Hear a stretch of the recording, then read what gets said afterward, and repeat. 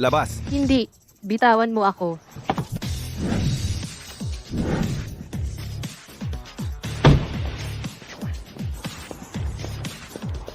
Nag-alok ng 2 milyon si Mr. Jones para sa'yo. Pakakasalan mo siya, gustuhin mo man o hindi. Anak mo rin si Ruth. Bakit hindi siya? Iba si Ruth. Pinag-aralan ko siyang mabuti. Maganda ang kinabukasan niya na naghihintay sa kanya. Anak mo ako sa dugot laman. Aksidente mo lang dinala si Ruth dito. Tumahimik ka. Probinsyana ka. Sana hindi na lang kita ipinanganak. Kahihiyan ka. Bilisan mo. Huwag kang mag-aksaya ng oras. Si Mr. Jones hindi na makapaghintay pa. Ayaw ko. Mamamatay na lang ako kaysa pakasalan ang matandang yun. Walang kwenta ka. Huwag mong hayaang makatakas siya. Kunin mo siya.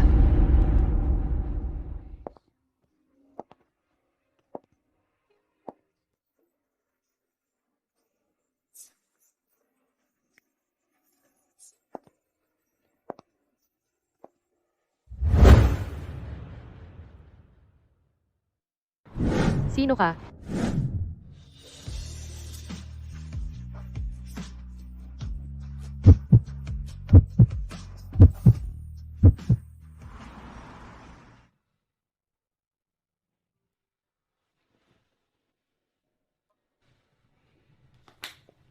Gising ka na? Inayos ko na ang mga taong tutulong sa'yo magbihis.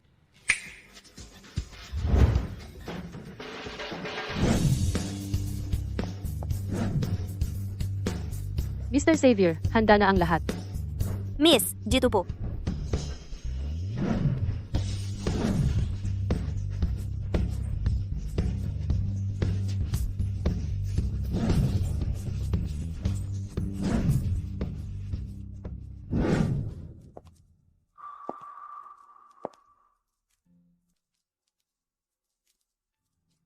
Ako si James Xavier.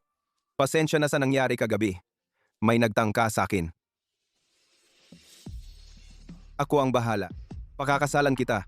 Ikaw, ayaw mo? Sanggol. Hindi. Ayaw kong magpakasal sa matanda. Gagawin ko. Pakakasalan kita.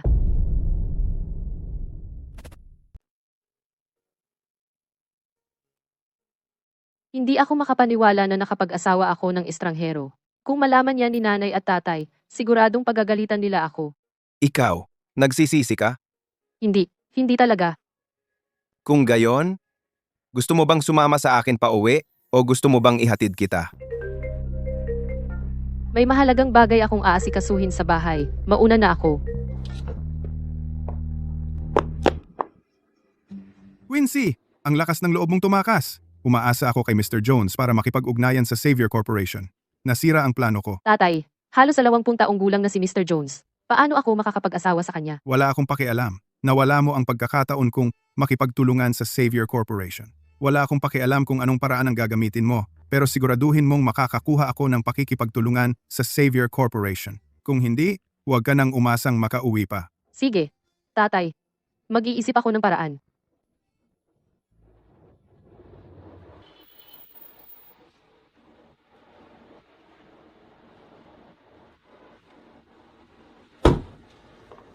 Quincy, anong ginagawa mo sa Xavier Corporation? Sinadya mo bang mag-ayos para mag-akit ng lalaki? May kakaiba. Hindi naman mura ang suot mo. May nahanap ka bang sugar daddy? Siyempre hindi. Wala nga. Kung gayon, Quincy, sabihin mo sa akin kung saan mo nakuha ang suot mo. Napakawalang hiya mo. Hindi ka lang walang hiya. Wala ka pang silbi. Puro problema lang ang dala mo sa pamilya natin. Nadungisan ang pangalan ng mga Yates dahil sa iyo. Hindi ka katulad ko. Ako ang kumakatawan sa pamilya natin para makipagnegosyo. Kapag napansin ako ni Mr. Xavier, siguradong mabibighani siya sa ganda ko. Agad niyang iaalok sa akin lahat ng pagkakataon para makipagtulungan.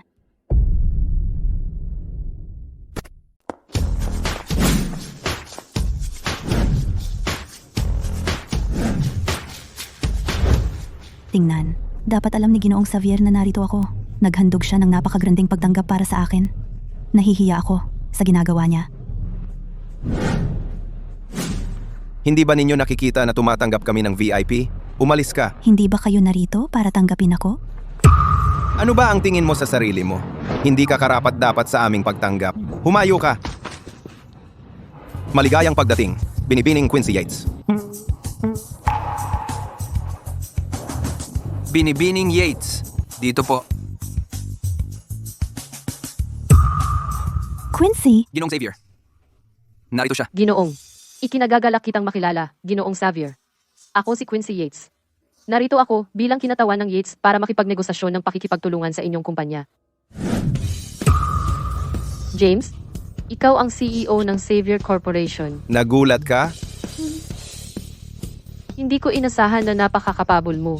Pinakasalan ko pa nga kayo para itong panaginip.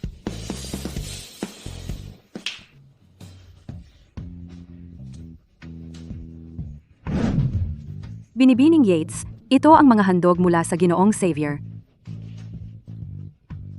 Napakamahal ng mga ito. Hindi ko gusto ang mga ito. Gusto ko lang makakuha ng deal para sa aking pamilya. Ito, ang mga kontrata ng mga proyekto ng aking kumpanya. Pumili ng isa. Magiging problema ba kung ibibigay mo lang sa akin ang kontrata? Ayos lang. Ituring mo itong handog para makuha ang iyong pagmamahal. Kukunin ko ang isang ito. Salamat. Gusto akong makita ng tatay ko. Aalis na ako.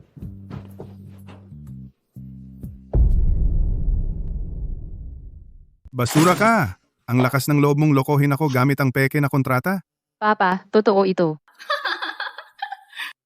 Quincy, dapat mas pinagbuti mo para mukhang totoo ang kontrata. Kikita ng 1 bilyon ang kontrata. Walang magpapayag sa Xavier Corporation na magkalos ng ganito. Ang isang probinsyana tulad niya ay hindi makakaintindi. Ikaw lang ang maniniwala na makakakuha siya ng deal sa Xavier Corporation. Basurang walang kwenta. Galit ako. Kumusta? Sino ka? Ako ang assistant ni Mr. Xavier, Zane Zander. Ako ang magiging responsable sa pakikipag-ugnayan sa inyo tungkol sa pagtatayo ng lumang lungsod. Ikaw ba ang presidente ng Yates Corporation, Mr. Henry Yates? Oo, ako nga. Ako si Henry. Inaasahan ko ang pakikipagtulungan sa Xavier Corporation. Sige. Hey, Quincy. Tama ako tungkol sa'yo. Papatawarin kita sa pagtakas mo sa kasal. Papa, sa totoo lang, nakausap ko Mr. Zander ngayon tungkol sa proyekto. Iyon ang dahilan kung paano nakakuha ng kontrata ang Quincy. At ako ang dahilan kung bakit nagbigay ng malaking kita sa amin, Mr. Xanda. Ay naku, utang na loob namin sa iyo, Ruth. Totoo, ang mabuti kong anak. Labis ang saya ko. Magdaraos ako ng malaking salo-salo para ipaalam sa buong lungsod na ang Yates Corporation at ang Xavier Corporation ay nagtutulungan. Papa, dahil nakakuha ng kontrata ang Quincy, paano kaya kung siya ang mag-imbita kay Mr. Xavier? Magiging mabuti para sa reputasyon ng pamilya. Makakatulong din ang Quincy sa pamilya. Tama, sige, desidido na. Quincy, ipapasa ko sa iyo ang pag-imbita kay Mr. Xavier sa iyo. Quincy, maghintay ka lang. Mapahiya ka.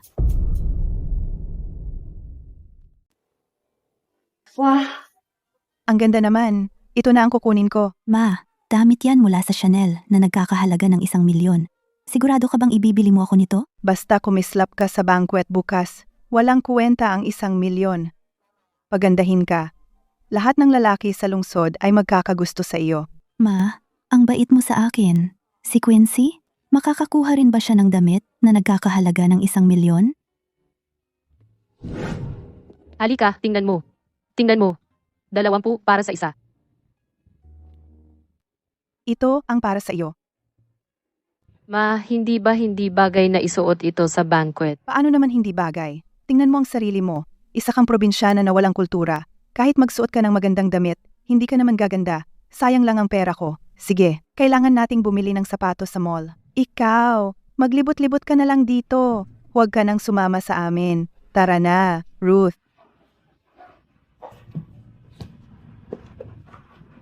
Quincy, Ikaw. Anong ginagawa mo dito? namimili ka? May banquet ang tatay ko. Kaya bumibili ako ng damit. Tara, sasamahan kita.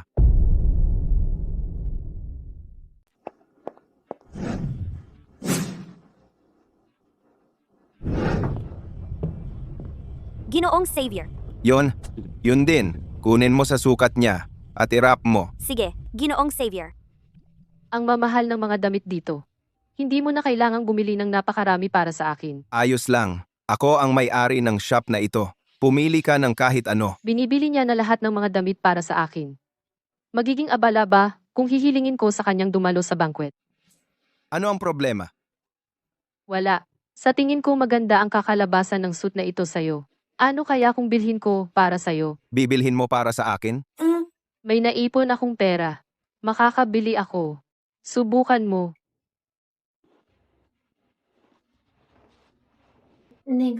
Ayos ka ba? Kailangan mo ng tulong.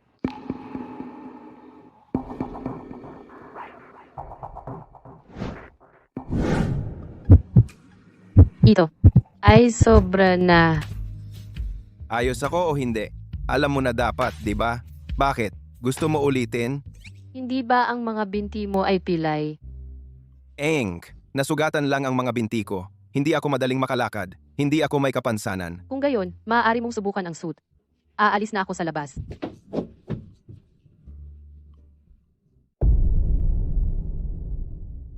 Ruth, may pinakamagaling na makeup artist para sa'yo. Ngayong gabi, siguradong ikaw ang pinakamaganda. Napakabuti mo sa akin, nanay. Gawin mo akong maganda. Gusto kong maging pinakamaganda ngayong gabi. Miss Lewis, mag-makeup din ba siya? Hindi siya karapat-dapat. Magdamit siya ng $20 na damit sa isang stall sa kalsada. Dapat ay mag-welcome ka sa mga bisita sa pintuan. Nanay, napakasimple ng itsura ni Quincy para dumalo sa banquet. Huwag mo siyang papahiya sa amin. Ano ang tingin mo? Manatili sa isang sulok ngayong gabi. Huwag lumabas. Nanay, ako rin ang anak mo. Paano ka naging ganito kabayas? Ano kung biased ako? Tanong ko sa'yo. Mas talented ka ba kaysa Ruth? O mas maganda ka kaysa sa kanya? Ruth, ang tatay mo ay mag-announce kung paano nakakuha ka ng deal sa Xavier Corporation sa banquet. Ang mga binata doon ay siguradong ma-appreciate ka. Ikaw kailangan mong samantalahin ang pagkakataon. Nanay, totoo ba yan? Huwag kang mag-alala. Gagawin ko ang lahat ng makakaya ko. Nanay, ako ang nakakuha ng deal. Paano ninyo maa-announce na si Ruth? Tanga, talagang iniisip mo na nakakuha ka ng deal? Binigay ni Mr. Xander ang kontrata sa'yo dahil sa Ruth. Gusto mong kunin ang credit niya? Napakahiya mo. Quincy, dapat mas maging sensible ka. Tahimik lang at manatili. Huwag kang mag-cause ng problema, okay? Pinabalaan ko kayo. Kapag may sinabi ka pa, hindi ka papayagang dumalo sa banquet.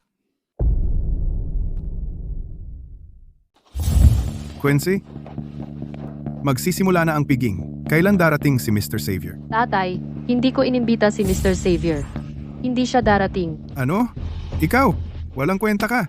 Umalis ka na. Tatay, huwag kang magalit. Hindi na imbita ni Quincy si Mr. Xavier. Pero may paraan ako. Kilala ko si Mr. Xander. Talaga? Ruth, napakabuti mong anak. Swerte ko at nandito ka. Kung wala ka, napahiya na sana ako ngayong gabi. Wala kang silbi. Walang kwenta ang pagpapalaki ko sa'yo. Anong karapatan mong umiyak? Lumayas ka agad! Nakakaumay ka. Naiinis ako sa pagtingin sa'yo. Lumayas ka!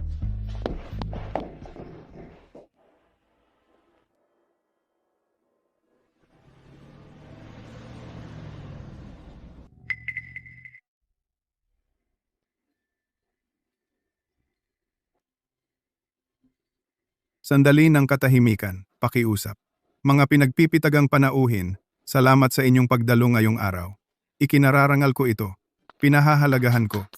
Una sa lahat, nais kong ipakilala ang aking anak na babae, si Ruth Yates. Ang aming pakikipagtulungan sa Xavier Corporation ay nangyari lamang dahil kay Ruth. Siya ang nakakuha ng kontrata. Binabati kita. Kung ano ang puno, siya ang bunga. Napakahusay ng iyong anak. Talagang magaling siya dahil sa iyong pagpapalaki. Salamat. At saka, nag-imbita si Ruth sa CEO ng Xavier Corporation, si Mr. Xavier. Ngayon, bigyan natin ng mainit na palakpakan para salubungin si Mr. Xavier.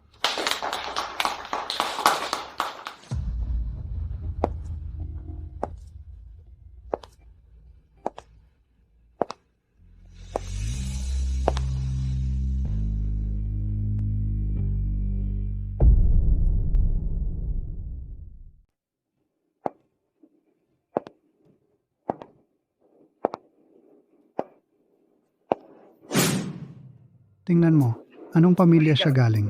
Ang ganda-ganda niya. Oo, magtatanong-tanong ako. Ang anak kong lalaki, wala pang nobya. Kinakabahan ako dahil sa kanya. Tingnan mo. Sino yung lalaking yun? Medyo gwapo naman siya. Sayang lang pilay ang mga paa niya.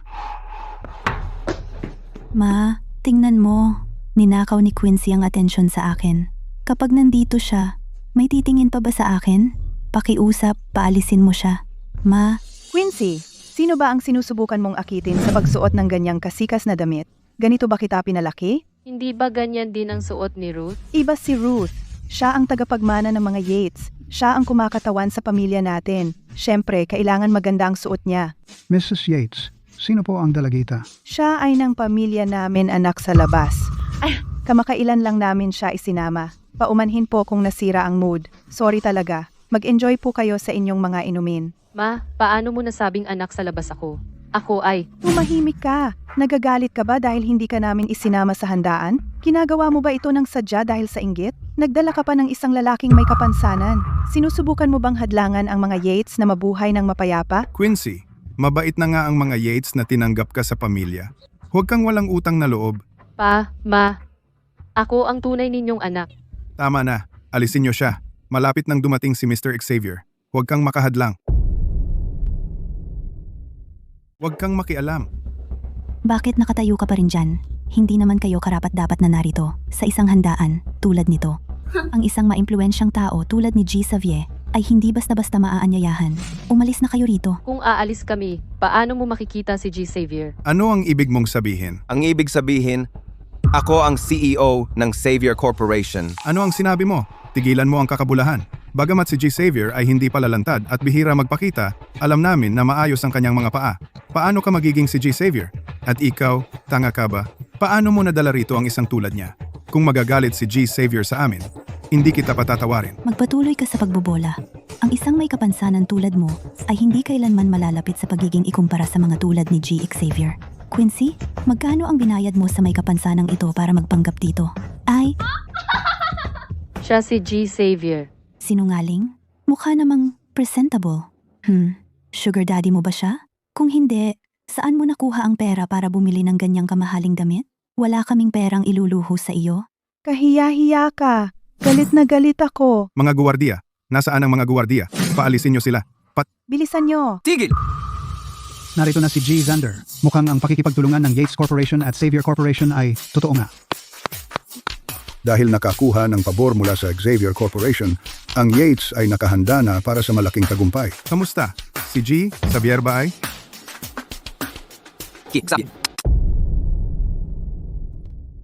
Ginoong Xavier. Imposible, imposible na siya ang Ginoong Xavier. Hindi siya ang Ginoong Xavier. Magpakabait ka! Mga guwardiya! Palabasin ang babae! Nanay, Tumahimik. Ginoong Xavier, pasensya na po, hindi ko po kayo nakilala. Nagpakita kami ng kawalan ng respeto. Sigurado ako na kayo ay isang taong mapag-unawa. Maaari ba kayo po ay magpatawad sa aming mga pagkakamali? Ang Xavier Corporation ay agad natitigil sa pakikipagtulungan sa Yates Corporation. Naunawaan! Ang kontrata ay walang visa. Hindi, sandali lang. Ginoong Xavier, nagkasundo na kami. Kung galit kayo sa nangyari kanina, ako po ay magpapakumbaba. Ang Xavier Corporation ay sumang-ayon makipagtulungan sa Yates Corporation dahil hinahangaan ko ang Miss Quincy Yates. Subalit, ibinigay ninyo ang kredito sa isang kakaibang babae. Hindi ninyo nakilala ang tama sa mali. Ininsulto ninyo siya sa publiko. Talagang nabigo ako. Kaya, ang kontrata ay walang bisa. Ang pakikipagtulungan natin ay kinansela. Ginoong Xavier, Tara na. Si, Quincy, huwag kang umalis. Tulungan mo akong makiusap sa Ginoong Xavier. Hindi dapat kanselado ang pakikipagtulungan natin. binigyan ko na kayo ng pagkakataon. Pero wala ni isa sa inyo ang nagpahalaga. Ginoong Xavier, Quincy. Kailangan ba yon? Hindi sinasadya ni Ruth na nakawin ang kredito ni Quincy. Siguro may sama ng loob si Quincy. Sinadya niya yon. Ang sama naman, hindi rin kapanipaniwala si Ginoong Xavier. Pinatigil niya ang kolaborasyon dahil sa isang probinsyana. Walang klaseng tao. Ginang Yates. Hindi ka ba nasisiyahan kay Ginoong Xavier? Ito, puta, tumahimik ka. Sobra na ang pagiging bias mo. Pero patuloy ka pa rin nag-iisip ng mga bobong teorya. Tingnan mo ang nangyari. Ginoong Zander, hindi ba kayo magkaibigan ni Ruth? Pwede mo bang kumbinsihin si Ginoong Xavier na huwag kanselahin ang kolaborasyon pakiusap? Ginoong Yates?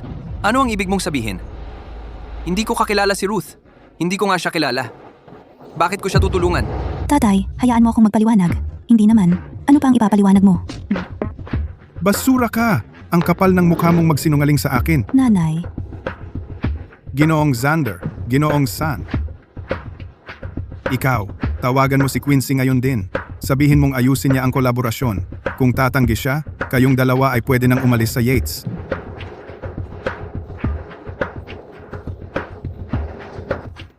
Ibigay mo.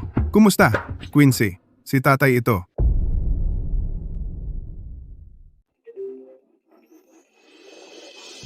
Ano yon? Pasensya, Quincy. Nagkamali kami sa nangyari ngayong gabi. Huwag kang magalit. Ikaw ang tatay ko. Paano ako magagalit sa'yo? Tulungan mo akong kausapin, Mr. Xavier. Hindi maaaring kanselahin ang kontrata natin. Malulugmok ang Yates kung mangyari iyon. Ikaw ang mabuting anak ko. Tulungan mo ako. Anong maitutulong ng anak sa labas na tulad ko? At si Mr. Xavier ang gustong kanselahin ang pakikipagtulungan, hindi ako. Walang saysay ang pagmamakaawa sa akin. Dapat kayong magmakaawa sa kanya. Anong ibig mong sabihin? Hindi mo gagawa kahit nito. Walang saysay ang pagpapalaki ko sa'yo. Napakawalang utang na loob. Sayang ang pagod ko sa'yo. Alam mo na kung bakit siya tumatawag. Bakit mo sinagot? Siya ang tatay ko. Sabihin mo sa akin, talagang hindi ako kaaya-aya. Dapat hindi ako bumalik sa Yates. Kung hindi, bakit nila ako kinasusuklaman? Hindi. Paano ka naging hindi ka aya-aya? Mahal kita. Hindi ako naghahangad ng marami. Gusto ko lang ng tahanan. Gusto kong maramdaman ang pagmamahal ng mga magulang ko. Huwag kang malungkot. Mula ngayon, ang tahanan ko ay tahanan mo.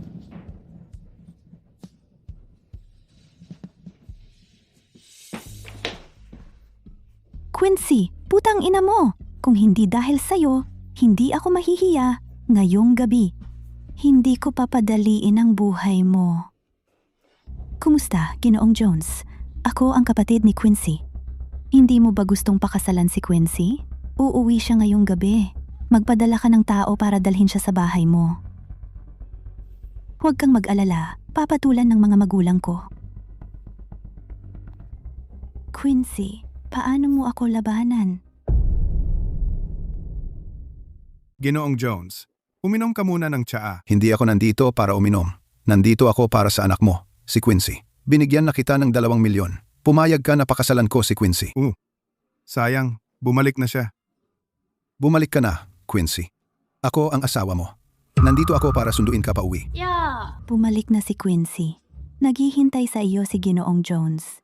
Huwag mo nang isipin yan. Hindi kita pakakasalan. Ano ang ibig sabihin nito? Babawian mo ako matapos kunin ang pera ko? Ayaw mo akong pakasalan? Sige, ibalik mo sa akin ang 2 milyon. Hindi na mabubuhay ang mga Yates dito sa Oceanstead. Sandali, Ginoong Jones. Tutuparin namin ang usapan. Kakabalik lang sa amin ang anak namin. Nahihirapan si Henry na pakawalan siya. Na-invest na namin ang 2 milyon sa isang proyekto. Hindi na namin mawi-withdraw yon. Hahayaan mo bang si Quincy ang magpabagsak sa mga Yates? Tama siya, Ginoong Jones. Hindi ko kayang pakawalan ng anak ko. Wala na tayong magagawa. Huwag kang magalit. Hey naku, kung ako ang may ganoong kagandang anak, mahihirapan din akong pakawalan siya. Naiintindihan ko. Bibigyan ko kayo ng dagdag na 2 milyon bilang bigay kaya.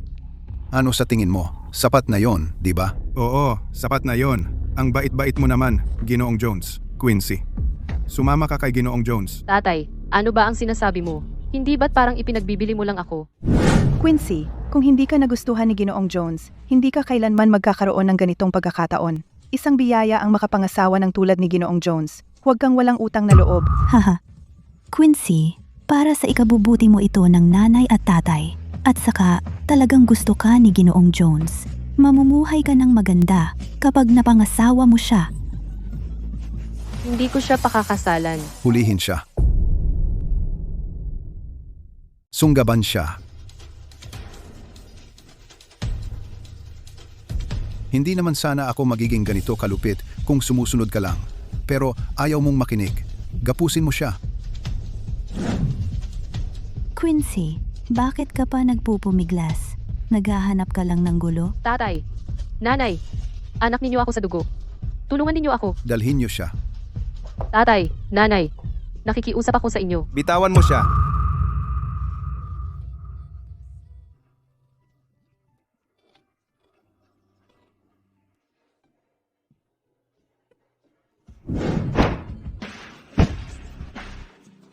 Huwag kang matakot. Ayos lang. Nandito ako. Ayos ka lang ba? Sino ka? Ang kapal ng mukha mong agawin ng babae ko? Umalis ka? Ang kapal ng mukha mong tawaging babae mo, ang asawa ko? Tumingin ka ng mabuti. Ako ang kanyang lehitimong asawa. Ako ang legal niyang asawa. Ano? Kailan kayo ikinasal? Paano nangyari na hindi namin alam? Gago ka. Paano mo nagawa na magpakasal ng patago? Papatayin kita. Asawa ko siya. Anong karapatan mong saktan siya? Nanay niya ako. Kahit na asawa mo siya, wala kang pakialam kapag dinidisiplina ko ang anak ko. Tama na. Tumahimik ka. Palaging masunurin si Quincy. Ano bang dapat disiplinahin sa kanya? G. Xavier, matapos ang lahat ng hirap, magkakapamilya pala tayo. Napakaswerte talaga ni Quincy na napangasawa. Sandali, niloloko mo ba ako? Tinanggap mo na ang pera ko. Pero itong lalaki ang napangasawa niya?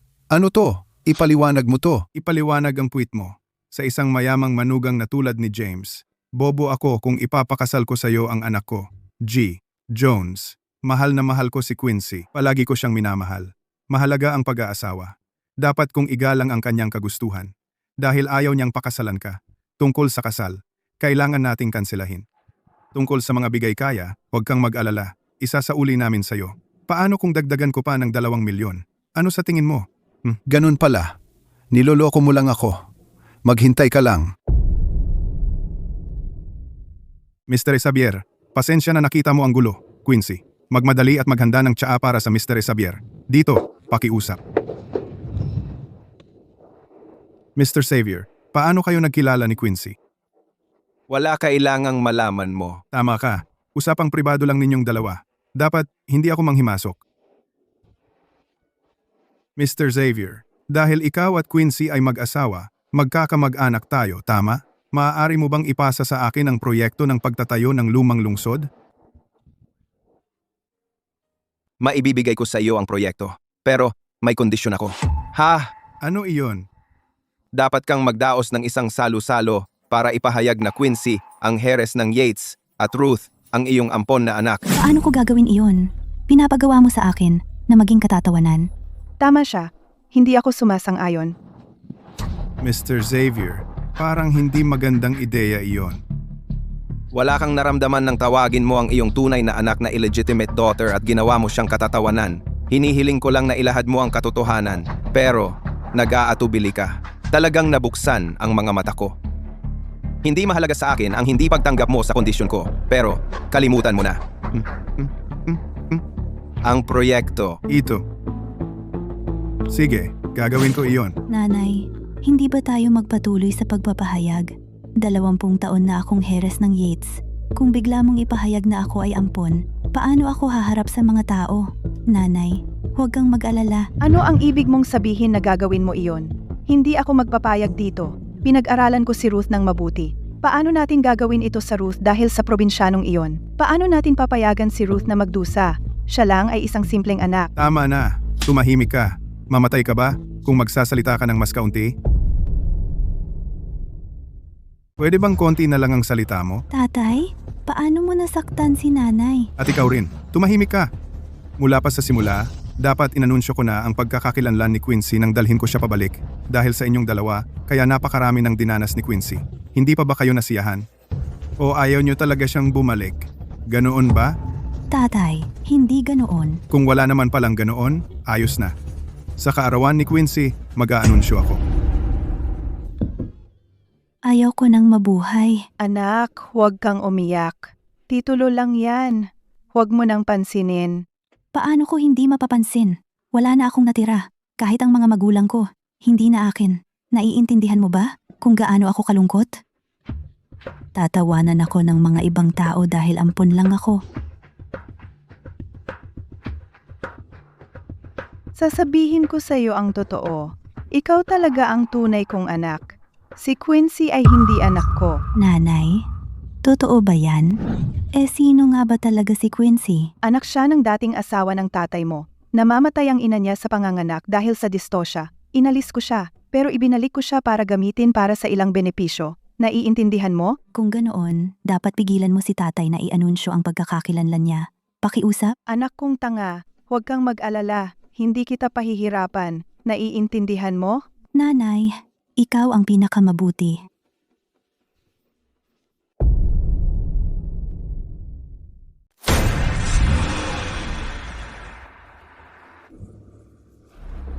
Marunong ka bang magmaneho? Muntik mo nang mabangga ang isang tao.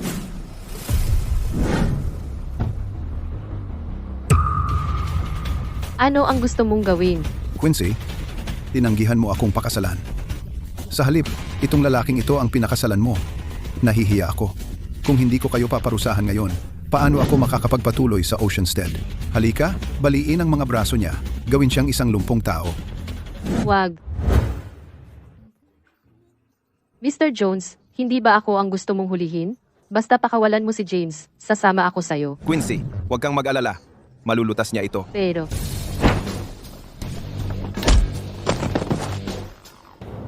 James, paano napakagaling ng driver mo? Dumaan siya sa ilang espesyal na pagsasanay. Ikaw, ano ang gusto mong gawin? Hoy, alam mo ba kung sino ako? Bantayan mo ang empleyado mo. Bantayan mo ang empleyado mo. Ikaw ang lalaking yumaman sa pagbebenta ng isda. Ikaw si Mr. Jones, ang nagmonopolyo sa pantalan ng Oceanstead. Mabuti naman at alam mo, kung makakalaban mo ako, gagawin kong imposible para sa iyo na mabuhay sa Oceanstead. Ang taong hindi makakabuhay sa Oceanstead ay ikaw. Ipasa ang utos, kanselahin ang lahat ng pakikipagtulungan sa Jones Corporation. Sa bukas ng umaga, gusto kong makita ang Jones Corporation na bangkarote. Gusto mong gawing bangkarote ang kumpanya ko? Sino ka ba? Nako, dahil medyo matanda ka na, bibigyan kita ng mabuting paalala. Bumalik ka sa kumpanya mo at maghintay ng balita. Mas mabuti pang dalhin mo ang gamot mo sa puso. Kung hindi, baka hindi mo matanggap ang balita. Tara na. Twi, kang lumpo ka. Bibigyan kita ng leksyon balang araw.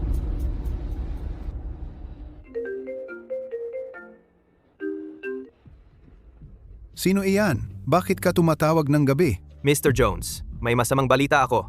Tumawag ang customs kanina. Sabi hindi sumusunod sa regulasyon ang mga export ng kumpanya natin. Hinaharang nila ang lahat sa customs.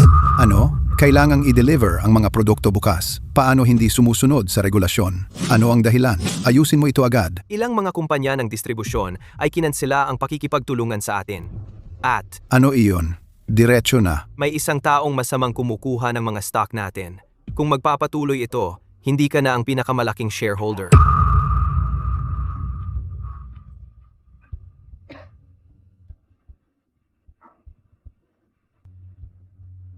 Imposible iyan. Imposible. Pumunta sa kumpanya. Quincy. Lumabas ka rito, Quincy. Sino yan? Bakit ka nanggugulo ng maaga sa umaga? Nakakaabala sa tulog namin. Nasa bahay ba si Quincy? Ginoong Jones, anong dahilan ng pagpunta mo rito ng maagang maaga? Lumabas si Quincy kagabi. Hindi pa siya umuwi. May itatanong ako. Ano ang background ng asawa ni Quincy? Hanapin mo siya agad. Ang lahat ng ari-arian ko sa buhay ay malapit nang mawala sa akin. Ginoong Jones, hindi mo pa ba alam? Ang manugang ko ay ang CEO ng Savior Corporation. Ano? Wala na ako. Bakit ko siya inaway? Kasalanan mo ito. Ipinagbili mo ang anak mo para sa katanyagan. Tapos, hinikayat mo akong pakasalan siya. Ako ang talo. Malapit nang magbangkarote ang kumpanya ko. Ginoong Yates, binabalaan kita. Inilagay mo ako sa problema. Huwag mong isiping ligtas ang mga Yates. Maghintay ka lang. Ginoong Jones. Henry, dumating si Ginoong Jones dito ng maagang maaga na parang baliw. Ano ang ibig sabihin nito? Ito. Ano na ang gagawin natin? Nanay, kailangan mo pa bang magtanong? Malamang na-offend ni Quincy si Mr. Jones. Ang tarantadong yan. Gusto ba niyang wasakin tayo? Quincy, tanungin kita. Na-offend mo na naman ba si Mr. Jones? Maaga siyang dumating dito. Nasa likod mo si James, pero kami? Hindi kami ipagtatanggol ni James. Gusto mo bang hindi na magkaroon ng kapayapaan ng mga Yates? Tama siya. Para sa kapakanan ng mga Yates, dapat kang humingi ng tawad kay Mr. Jones. Ayoko. Siya ang na-offend kay James. Bakit ako ang magsosorry? Ikaw, wala ka bang pakialam sa kaligtasan ng mga Yates? Huwag kang mag-alala, magiging maayos ang mga yates. Tingnan mo siya. Ano ba ang ugali niyan? Tatay, ngayong nasa likod ni Quincy si James, hindi ka na niya pinakikinggan. Sa hinaharap, hindi ka na niya susundin. Magpapatuloy lang siya sa pagwawala. Subukan niya. Ano ang gusto mo? Quincy, anong klaseng panlilin lang ang ginamit mo para maakit si James? Kalokohan. Huwag mong isiping pwede kang magwala dahil lang nasa likod mo si James. Sinasabi ko sa'yo, ang taong pinakamamahal ni nanay at tatay ay ako. Lahat ng bagay sa mga Yates ay akin. Huwag mong isiping mas magiging mabuti ka kaysa sa akin. Ako ang tagapagmana ng mga yates. Haha, hindi mo ba napapansin? Ni hindi ka nga gusto ni nanay at tatay? Ay, maganda ang dress na ito. Perpekto ito para sa handaan ng kaarawan bukas. Kukunin ko ito. Una kong nakita ito. Quincy, ikaw ay may asawa na.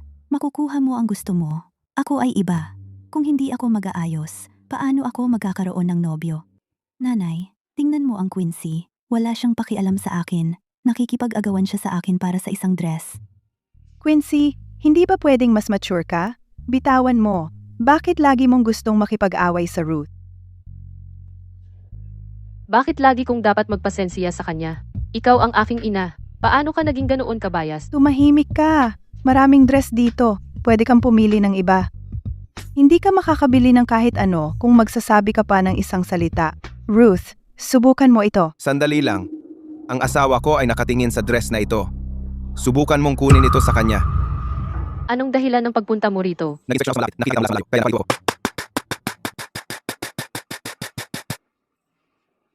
Mr. Xavier, napakaswerte.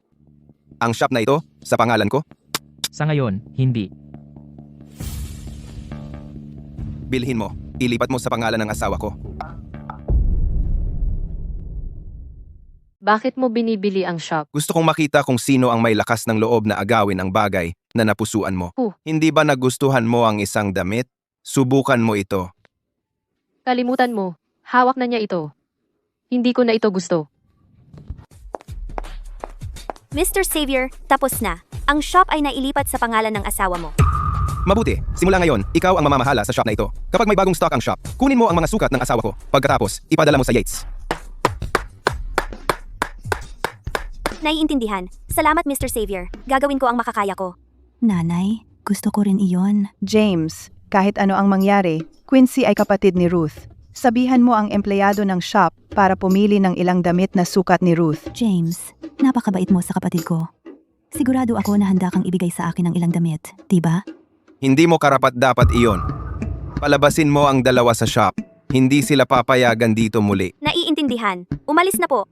Miss, ang shop namin ay hindi tumatanggap sa inyong dalawa. Anong ibig mong sabihin dito? Paano mo nagawa na paalisin kami dito? Hindi mo ba gusto ang aming negosyo? Ganito ba ang pagtrato mo sa mga customer? Maniwala ka o hindi, I-report kita. Binili ko ang shop na ito para lang mapasaya si Quincy. Kung magnegosyo kami o hindi importante sa akin. Sige, aalis kami. Malaki ang mall na ito. Hindi lang ikaw ang shop dito. Tara na, Ruth. Nanay, Tama na. Tara na. Quincy, ang shop na ito ay sa iyo na. Bakit mo ring ibinibigay sa akin ang card mo? Nagtatrabaho ako para may gastusan ka. Kapag namimili ka, gamitin mo ang card. Huwag mo na isipin ang iba. Salamat.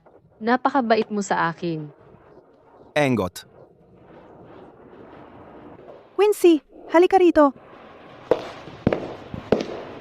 Ano ba? Ang shop na ibinigay sa iyo ni James, ilipat mo sa pangalan ko. Nanay. Hindi pa man gabi, nagsimula ka na mangarap. Batang iyan, ako ang nanganak sa iyo. Hindi ba tama lang na magbigay ka sa akin bilang kapalit? tama siya. Quincy, bakit ka ganoon ka sa Kim?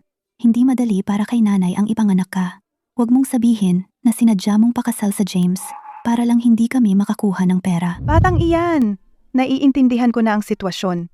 Napakawalang utang na loob mo. Sabihin mo ang gusto mo. Sumusuwal ka na sa akin ngayon? Nagre-rebelde ka, hindi ba? Nanay, hindi na mababago ang desisyon ko. Gusto mo ang shop? Imposible. Ikaw, Quincy, Ngayong mayroon kang nakasuporta sa iyo, naging matapang ka. Pero, talaga bang iniisip mo na gusto ka ni James? Nagbibiro lang siya sa iyo. Kapag nagsawa siya, iiwan ka niya. Tunay o hindi ang nararamdaman niya, ako mismo ang makakapagsabi. Hindi ko kailangan mong sabihin sa akin. Nag-iinggit ka lang. Tumahimik ka. Paano ako magiging jealous sa iyo? Nag-iinggit ka o hindi, alam mo ang sagot. Nanay, paano napakaswerte ni Quincy? Kahit bilay ang mga binti ni James, guwapo siya at mayaman. Bukod pa, siya ang CEO ng Xavier Corporation. Hindi karapat-dapat si Quincy sa kanya. Nanay? Tama na. Bakit hindi mo naisip na agawin siya sa Quincy? Mas maganda ka kaysa sa kanya. Kailangan mo lang magpakita ng maganda. Talagang mapapasunod mo siya. Sige po, nanay. Talagang mapapasunod ko siya.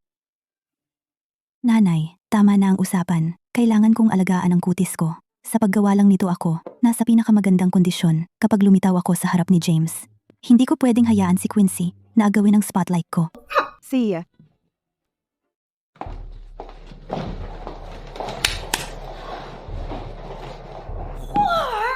Nanay, nakakuha ka ng Hue, isang professional na makeup artist para sa mga celebrity. Siyempre, hindi ko hahayaan ang kahit sino na agawin ang spotlight mo. Mahal kita, nanay. Tama na. Maaari kang magsimula. Nanay, nakakuha ka ng makeup artist para sa Ruth lang ulit. Bakit ka ganoon mag-favor? Ikaw, kasal na. Bakit mo pa kailangang magpaganda? Iba si Ruth. Si Ruth kailangang magkaroon ng nobyo. Magkaiba kayong dalawa. Parang paghahanap ng mayaman na anak na lalaki para sa iyo. Batang walang utang na loob. Bakit ka nagkakalat ng nonsense? Anak ba ako? Si Ruth ay isang adopted daughter lang na nag-agaw ng lugar ko. Bakit mo siya pinapaboran? Parang si Ruth lang ang anak mo. Tama ba? Kung magpapatuloy kang maging unreasonable, lumayas ka na ngayon. Quincy, pampaganda lang yan. Ano kaya kung bigyan na lang kita ng pera? Pumunta ka sa salon sa tabi ng kalsada. Magbayad ka ng mag-aayos sa'yo doon. Kunin mo ang pera. Umalis ka na.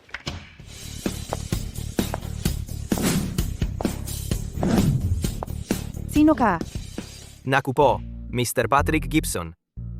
Ikaw ba si Mr. Patrick Gibson? Ako po ay fan mo. Gusto na gusto ko ang estilo mo sa pagme-makeup. Pwede bang makahingi ako ng autograph mo? Maghintay ka muna. Kailangan kong ayusan muna ang kliyente ko.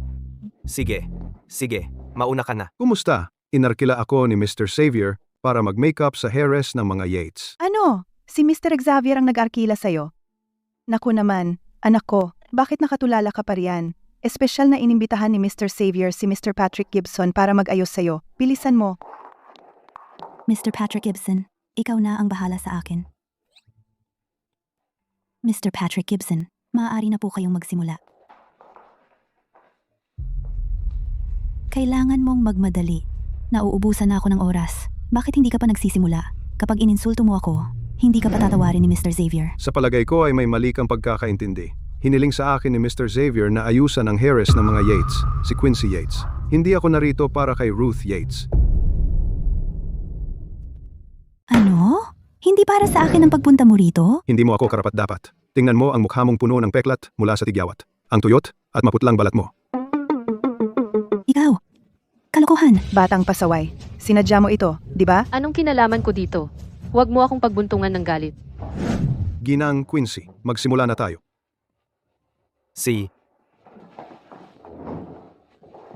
Ginoong Patrick Gibson, Ginang Yates, gumawa ako ng puwang para sa inyong dalawa. Ginoong Patrick Gibson, pwede mo rin bang ayusin ang makeup ko? Hindi. Ayokong madumihan ang mga kamay ko. At saka, si Quincy lang ang gagawan ko ng makeup. Ginang Quincy, napakaganda ng kutis mo. At ang mga katangian mo ay napakadalisay. Natutuwa ako na ikaw ang aayusan ko.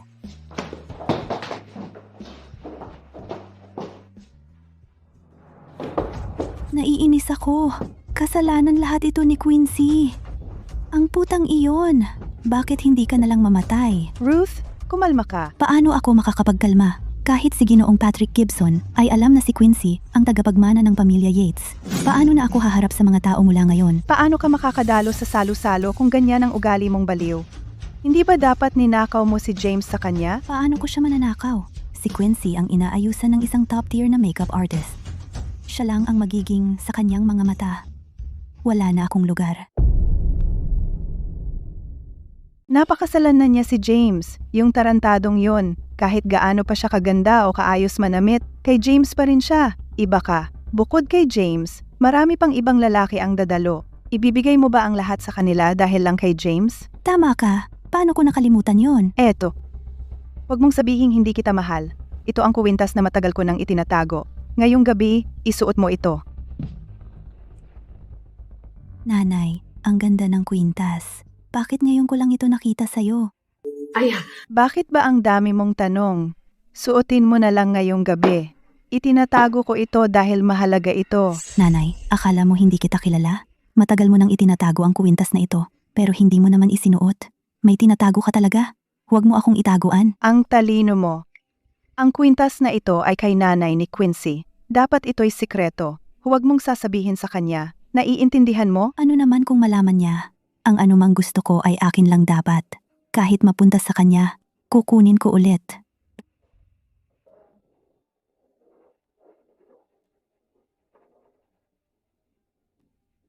Anong nangyayari? Hindi ba't nasira ang pakikipagtulungan ng Yates Corporation at Xavier Corporation dahil sa anak sa labas na ito? Bakit si Mr. Yates ang kasama niya? Totoo. Dapat si Ruth ang kasama niya.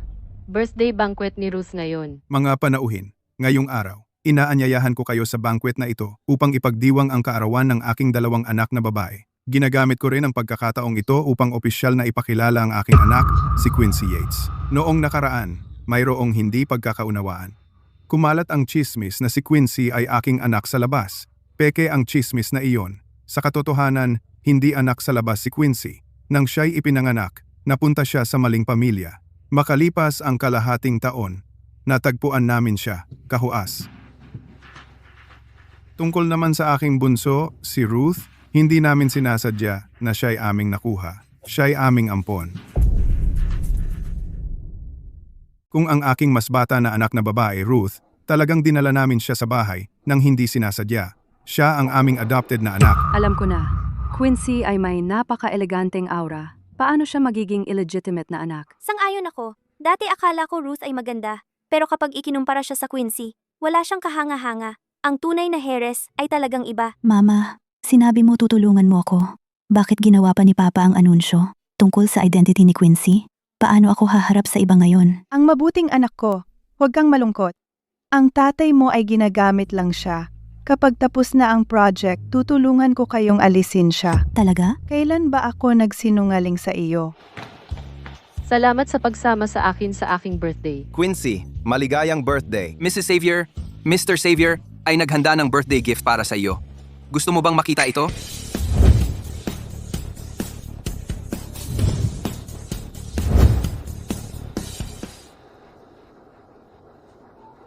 Ito, Mr. Xavier ay gumastos ng 500 million para bid para sa natural diamond na ito.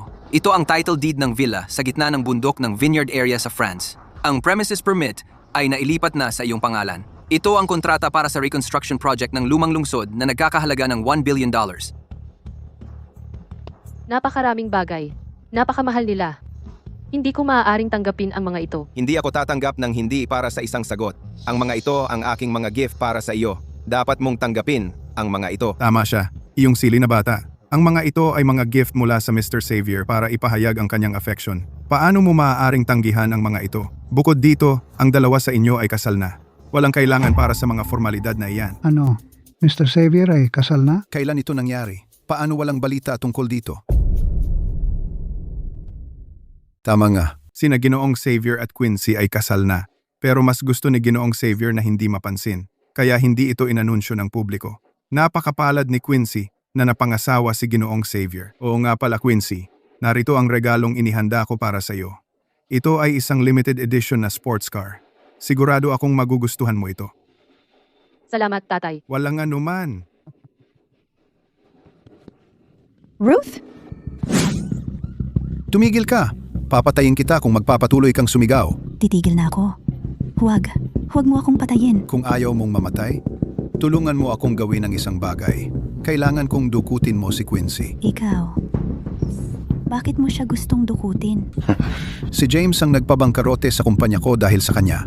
Kung hindi ko siya papatayin, hindi kailanman mawawala ang galit ko. Sige, tutulungan kita.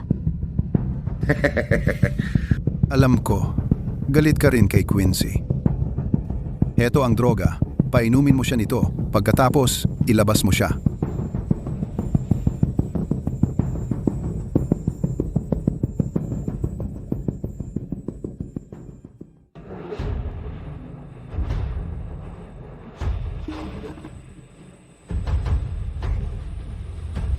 Quincy, tara, uminom tayo. Anong balak mo? Wala. Gusto ko lang magbati tayo. Ikaw ang tagapagmana ng mga Yates. Asawa ka rin ni James. Kung patuloy kitang kakalabanin, hindi ako mabubuhay sa piling ng mga Yates. Quincy, gusto kong humingi ng tawad sa'yo. Patawarin mo ba ako? Ruth, sinusubukan mo bang saktan si Ginang Xavier? Sinusubukan mo bang saktan si Mrs. Xavier? Kalokohan. Bakit ko sasaktan siya? Dalhin mo siya rito. Nahuli na si Thomas Jones. Dapat ko bang ulitin ang usapan ninyo sa kanya sa pasilyo tungkol sa pagdukot kay Mrs. Xavier? Hindi. Kasalanan ni Thomas. Pinanatan niya ako ng kutsilyo. Hindi ako yun. Ano? Ruth, nasaktan ka ba? Dalhin mo sila sa presinto. Hindi. Ayaw kong pumunta sa presinto. Hindi ko sinasadya yon, nanay. Teka. Ginoong Xavier, ako ang pangalawang tagapagmana ng mga Lawson, si Harold Lawson. Pwede mo bang pakawalan ang babaeng ito para sa akin? Hindi ko man lang inaalala ang mga Lawson. Ang pangalawang tagapagmana ng mga Lawson ay wala sa akin. Ginoong Xavier, medyo sobra kang mayabang. Bagaman ang Xavier Corporation ay nangingibabaw sa Oceanstead.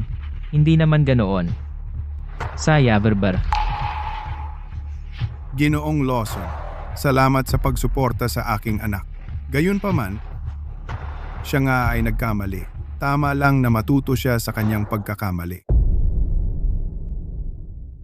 Ginoong Xavier, hindi ko siya pinalaki ng maayos. Muntik nang masaktan si Quincy. Ako na ang bahala sa pagdidisiplina sa kanya. Dahil sa respeto kay Quincy, pwede bang huwag mo na siyang dalhin sa presinto? Ano sa tingin mo? Tama siya. Paano kaya kalimutan na lang natin ito? Mukhang natakot na si Ruth. Bukod pa riyan, wala namang nasaktan. Huwag na nating istorbohin ang handaan. Dahil sinabi na ng asawa ko, pababayaan ko na siya ngayon. Kung may susunod pa, hindi ko siya patatawarin. Siyempre, kung may gagawin pa siyang kalokohan, hindi lang ikaw ang hindi magpapatawad sa kanya, pati ako rin. Ginoong Jones, ayaw kitang ipitin. Pero sinubukan mong saktan ng asawa ko. Huwag mong sisihin kung magiging brutal ako. Zane, ipadala mo ang ledger ng Jones Corporation na nagpapatunay na nag-iwas sila sa buwis sa presinto. Ginoong Xavier, huwag. Kung ibibigay mo ang ledger, makukulong ako ng napakatagal. Ginoong Xavier, pasensya na. Ginoong Lawson, salamat sa pagtulong mo sa akin. Walang anuman. Tawagin mo na lang akong Harold. Pwede ba kitang tawaging Ruth? Siyempre naman. Hindi ako nagkamali. Ang kwintas na jade na iyon ay mana ng mga Harrison. Ruth, ang ganda ng kwintas mo. Bagay na bagay sa'yo. Siguro napakamahal niyan. Ang kwintas na ito ay regalo ng nanay ko. Si Ruth ay ampon. Malaki ang posibilidad na siya ang anak ng mayaman na Harrison, Yvette Harrison. Kung magagamit ko siya ng maayos, makukuha ko ang suporta ng mga Harrison. Tiyak na makukuha ko ang karapatan sa mana. Ruth, narinig ko sa salo-salo na hindi ka tunay na anak ng mga Yates. Huwag kang magkamali. Sinabi ko ito dahil nag-aalala ako sa'yo. Gusto ko sanang tulungan kang hanapin ang tunay mong mga magulang. Harold, salamat sa pag-aalala mo. Pero, pagkatapos malaman na napunta ako sa maling pamilya, hindi ko matanggap ang katotohanan. Huwag kang mag-alala. Kasama mo ako. Quincy, ano naman kung may James na sumusuporta sa'yo? Basta mahal ko ang puso ni Harold, ang mga Lawson mula sa Javerberg ay susuporta sa akin. Tingnan natin kung sino ang mananalo. Harold, mas mabuti na hindi ka makisali sa akin. Galit sa akin ang kapatid kong babae dahil kinainan ko ang posisyon niya. Ngayong napangasawa niya ang James, hindi niya ako palalampasin ng ganito. Ayokong madamay ka. Ast. Walang kwenta ang James. Huwag kang mag-alala. Kasama ko. Walang makakasakit sa'yo. Harold, napakabuti mo sa akin. Ikaw ang pinakamabait, pinakamaganda na babae na nakakuha ng atensyon ko. Harold, kung gayon, gusto mo bang bisitahan ang bahay namin? Ang mga magulang ko? Masaya silang makikilala ka. Oo, pasensya na sa abala. Kasalanan mo to, ikaw ang nagpumilit na ipahayag ang pagkakakilanlan ng batang yon. Hindi masaya si Ruth ngayon, ayaw niyang sagutin ang telepono niya. Anong gagawin natin kung nasa panganib siya? Matanda na siya. Anong panganib ang maaaring mangyari? At saka, kailangan kong ipahayag ang pagkakakilanlan ni Quincy para sa pamilya natin. Kailangan nating magpasikat sa Savior Corporation. Kung gusto nating magtagumpay. Nanay, tatay, nandito na ako. Ipapakilala ko siya sa inyo. Ito si Harold Lawson. Nakilala ninyo siya sa handaan kanina. Tito, tita, Ginoong Lawson, maupo po kayo. Maupo. Kayo ni Ruth. hindi ligtas para sa kanya na umuwing mag-isa. Nag-alala ako, kaya dinala ko siya rito. Sa totoo lang, pumunta ako rito dahil may mga bagay akong gustong pag-usapan sa inyong dalawa. Tito, alam ba ninyo ang pamilyang Harrison sa Jeverberg? Ang panganay na tagapagmana, si Yvette, nawawala ang anak niya sa loob ng maraming taon. Hindi tumigil si Ginoong Harrison sa paghahanap sa kanya. Napansin ko ang kolyeng jade na suot ni Ruth ay iyon din ang ibinigay ni Ginoong Harrison kay Yvette bilang regalo sa kanyang pagdadalaga. Ito rin ang mana ng mga Harrison. Ano? Sa tingin ko, maaaring si Ruth ang anak ni Yvette. Malamang ay aksidente lang na kayo ang nag-ampon sa kanya. Oo, tama ka siguro. Noong dinala ko si Ruth sa bahay, siya ay may suot na kwintas na jade. Nanay? Sa totoo lang, ako ay talagang naibigan ko si Ruth sa unang pagkikita. Gusto ko siyang pakasalan. Gayunpaman, ako ang magmamana ng mga Lawson. Mataas ang inaasahan ng pamilya ko sa magiging asawa ko. Natatakot ako na hindi kami magiging magkasama. Ngayon, sa tingin ko ay hindi na ito magiging problema. Si Yvette ang nag-iisang anak na babae ni Ginoong Harrison. Kapag nalaman nila na si Ruth ang anak ni Yvette, tiyak na gugustuhin ni Ginoong Harrison na ibalik si Ruth sa mga Harrison. Para kay Ruth, paano kung payagan sila magkita? Oo, syempre. Iyan ay dapat. Ang mga Harrison ay isang napaka-impluensyal na pamilya sa Jeverberg. Kung si Ruth ang magiging tagapagmana ng mga Harrison, sigurado akong makikinabang din ako. Tumahimik ka. Ano ang ibig mong sabihin sa pagkikita? Ginoong Lawson. Gabi na. Dapat ka nang umuwi. Tungkol sa pag-uwi ni Ruth sa kanyang pamilya. Pag-iisipan namin iyan. Ginoong Lawson, huwag mong intindihin si Henry. Hindi niya sinasadya na magalit sa iyo. Biglaan kasi ang katotohanan. Kailangan niya ng oras para tanggapin ito. Ako ang walang konsiderasyon, naiintindihan ko. Kung gayon, tita at tito, aalis na ako. Sige, hanggang sa muli. Isasama kita, Ginoong Lawson? Si. Yvonne, bakit si Ruth ang may suot na kwintas ni Yvette? Kailan mo itinago iyon? Isang simpleng necklace lang yan. Anong maganda dito? Kailangan ba talagang magalit ka ng ganito? Parang hindi mo pa makalimutan yang puta. Ingat sa salita. Ex-wife ko si Yvette. Kung hindi mo ako naakit noon, hindi ko siya nabiktima. Siguro, hindi siya mamamatay. Yvette dito, Yvette doon. Matagal na siyang patay, pero hindi mo pa siya makalimutan. Kung talagang mahal mo siya, hindi ka makakatulog sa akin ng ganito kadali. Sinasabi ko sa'yo, magiging Harrison si Ruth. Sinabi mo na inadopt siya ng hindi sinasadya. Alam mo ba kung gaano naapektuhan siya?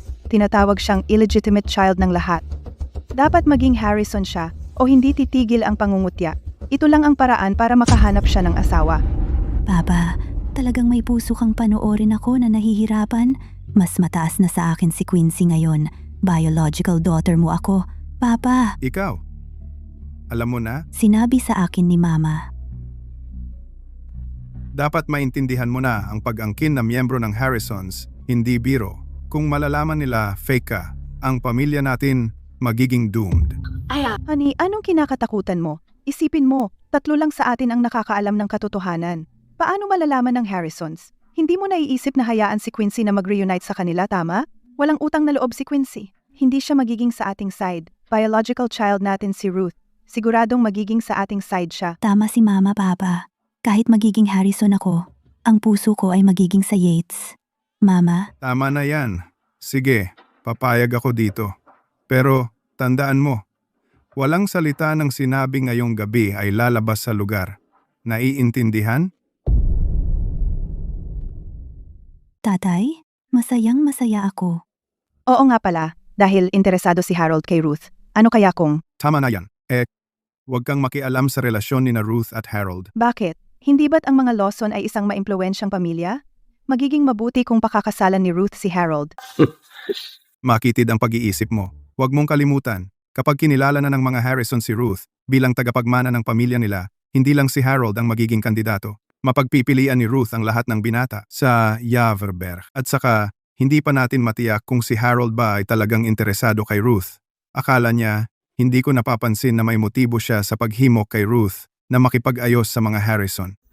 Talaga? Lalaki ako. Naiintindihan ko kung paano mag-isip ang mga lalaki. Sige, sige. Naiintindihan ko. Ikaw, patuloy mo lang siyang paasahin.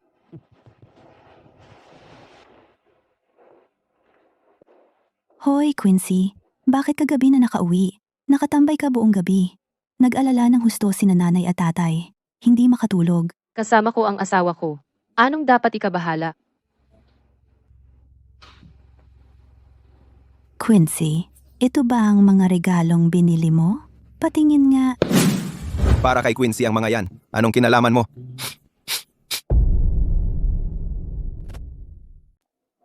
At, hindi ka kilala ng asawa ko. Tigilan mo ang pagiging masyadong palakaibigan sa kanya. Kadiri ka. Quincy, asawa ka na niya. Sinusubukan ko lang maging mabait. Quincy, lumaki ka sa probinsya. Hindi ka naman nagkaroon ng wastong edukasyon, kaya naiintindihan ko. Gayunpaman, si James ay magkakaroon ng maraming pagtitiis. Tama ka. Lumaki ako sa probinsya mula pagkabata. Hindi ba't dahil ninakaw mo ang posisyon ko? Quincy, alam kong may galit ka pa rin dahil sa aksidenteng pagpapalit natin noong ipinanganak. Gayunpaman, hindi ko kasalanan. Biktima rin ako. Bukod pa riyan, naibalik ko na ang posisyon sa iyo. Kung gayon, bakit ka pa rin nakatira sa bahay ng mga yates? Paumanhin, Quincy. Ayaw kong iwan sina nanay at tatay. Hindi ko magnanakaw ng anumang bagay na sa iyo. Gusto ko lang manatili sa piling ni nanay at tatay. Gusto kong suklian sila. Magaling ang pag-arte mo. Sige, ipagpatuloy mo. Hindi ako umaarte. Huwag kang magkamali, James. Si Quincy ay karaniwang mabait talaga. Akala mo ba hindi ko alam ang ugali ng asawa ko? Hindi ko kailangan ng isang dayuhan para sabihin sa akin. Nababaliw na siya.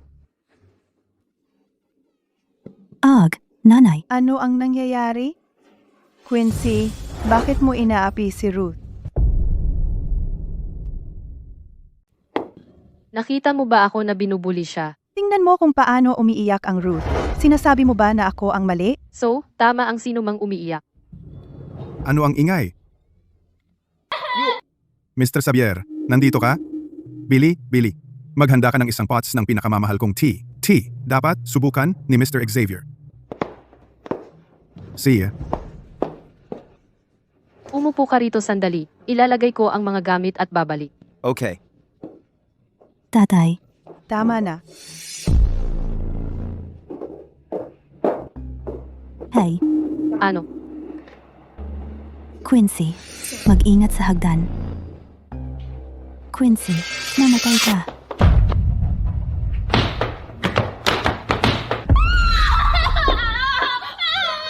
Oh my God! Ruth! Ayos ka lang ba, Ruth? Nanay, itinulak ako ni Quincy. Quincy, sobra ka na. Pinaiyak mo siya kanina. Tapos, tinulak mo siya pababa ng hagdan? Ganoon ba kalaki ang galit mo sa kanya? Kung sasabihin kong si Ruth ang unang tumulak sa akin pero siya ang nahulog, maniniwala ka ba? Nakaka-disappoint ka. Nasaktan na si Ruth. Pero ikaw, sinisisi mo pa rin siya. Sinasabi ko sa'yo, kailangan mong humingi ng tawad sa kanya ngayong araw. Hindi ako hihingi ng tawad. Karapat dapat sa kanya yon. Sinasagot mo ako? Paparusahan kita ngayon. Asawa ko siya. Wala kang karapatang parusahan siya. James, Huwag kang mag-alala. Habang nandito ako, walang makakaapi sa'yo. hindi ako natatakot kapag kasama kita. Ikaw, ang sakit. Bitawan mo muna ako. Mr. Yates, kaysa mag-aksaya ng oras sa pagbibintang kay Quincy, bakit hindi nyo na lang tingnan ang security footage, ang security camera nyo? Hindi lang pampalamuti, di ba? Ma, wag po. Ay, oo nga, pamilya tayo. Hindi natin dapat pag-aksayahan ng panahon ang ganitong maliit na bagay. Kalimutan na lang natin ang nangyari. Mag-ingat ka sa susunod. Bilisan mo at magpalit ka ng damit. Siya. Quincy, mainit lang ang ulo ng nanay mo kanina. Hindi niya talaga sinasadya na saktan ka. Ngayong naayos na ang hindi pagkakaunawaan. Huwag mo nang isipin. Malapit nang maluto ang hapunan. Kumain na tayo. C.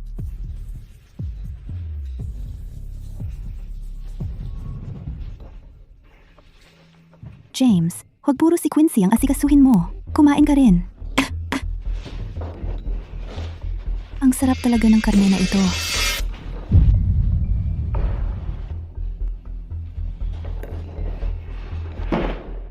Ruth, germaphobe ang asawa ko. Ako na ang tutulong sa kanya kung may kailangan siya. Huwag mo nang problemahin. Salamat.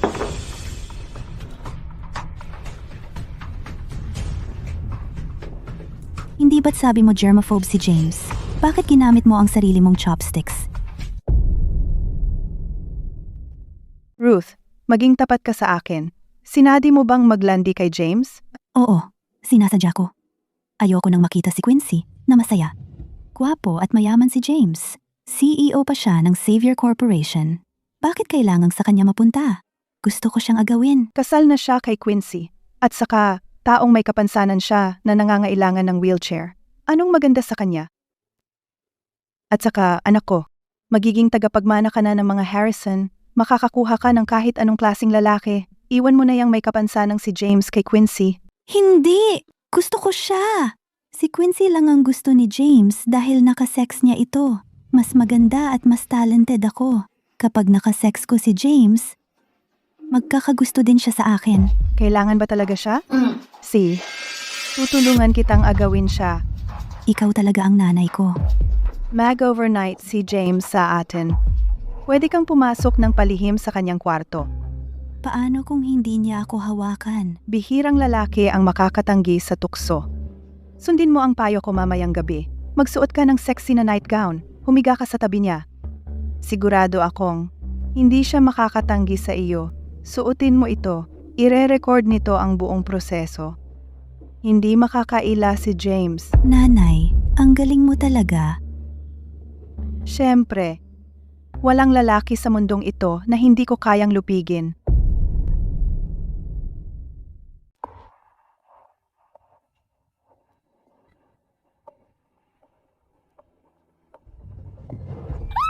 Yoko,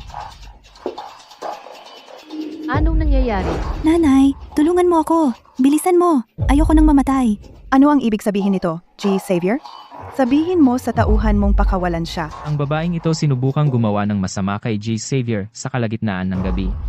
Ano ang ibig sabihin nito, G. Yates? Ano ang motibo mo?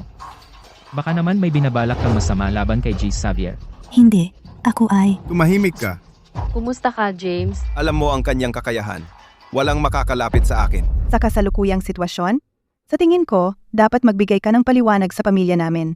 Kahit ano paman, kahit hindi kasing galing ng mga savior ang pamilya namin, kailangan mong panagutan matapos mong gawin kay Ruth ang ganoong bagay. So, dapat ba niyang bayaran ang mga gastusin sa pagpapagamot dahil binugbog niya siya? Hindi ba halata?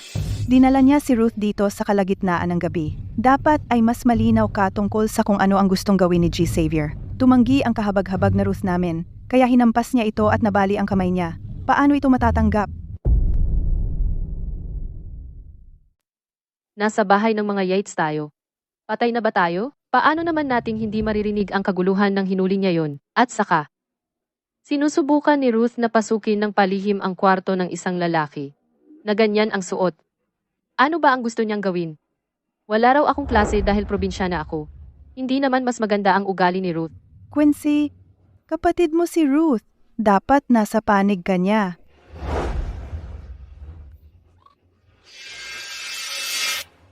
Mukhang isang micro camera.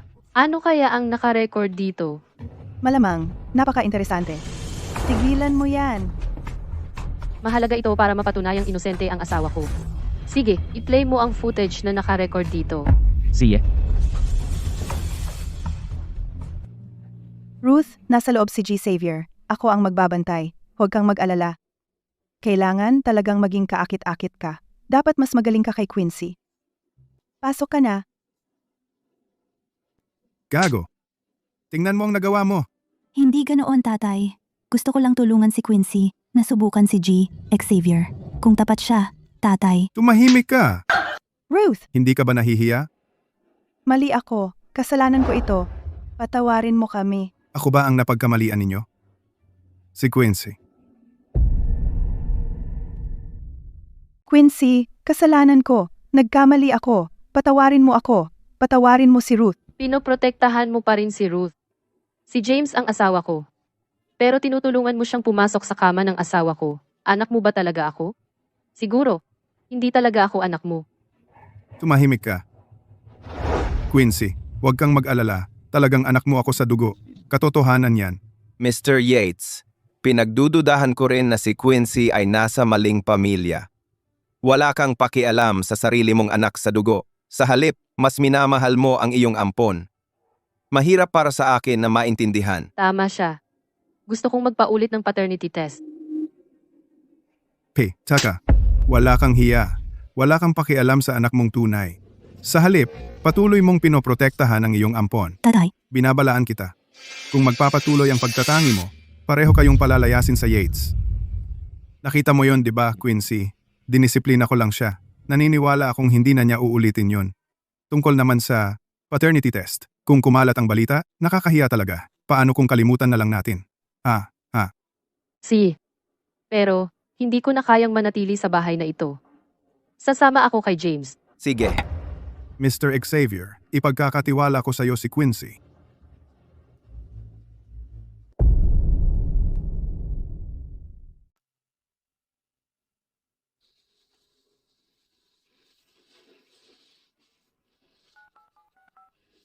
kumusta? Zain, imbestigahan ulit ang background ni Quincy. Tutukan ang pag-alam kung may kaugnayan ang Yvonne at Quincy. Huwag kang mag-alala, Ruth. Mabait si Mr. Harrison. Maganda ang pakikitungo niya sa mga bata. Sigurado ako, magiging gusto niya ang iyong pagkatao. Nasaan ang aking apo? Lolo, ako si Ruth. Yvette Harrison ang aking ina. Ikaw ba ang aking lolo? Oo. Ako ang iyong lolo. Nakita ko na rin sa wakas. Masaya ako. Halika, umupo. Narinig ko kay Harold na may balita siya tungkol sa iyo at sa iyong ina. Nais kong makita ka agad. Pero hindi na ako bata at ang katawan ko ay mahina. Kailangan ko lang hintayin ang iyong pagbisita. Lolo, dahil hindi ka madaling makagalaw, dapat ako ang bumisita sa iyo. Naging masyado akong excited sa paghahanap ng aking pamilya na hindi ako makatulog sa buong gabi. Lolo, masaya ako. Ito ay isang masayang bagay. Masaya rin ako. Ruth, marami kang pinagdaanan habang hindi ka sa tabi ko. Ito ang iyong allowance. Kunin mo. Magpakasaya ka. Pumili ng gusto mo. Naiintindihan mo? Magiging maayos ang lahat kung masaya ka.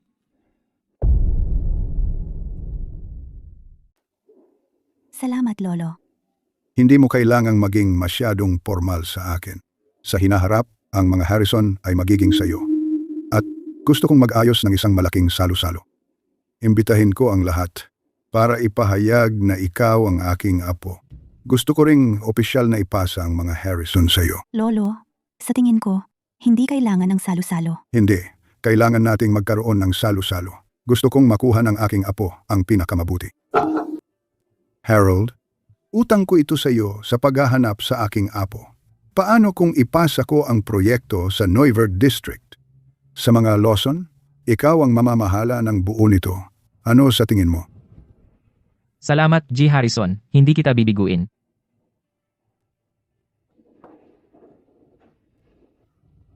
Kukunin ko ang blusang iyon.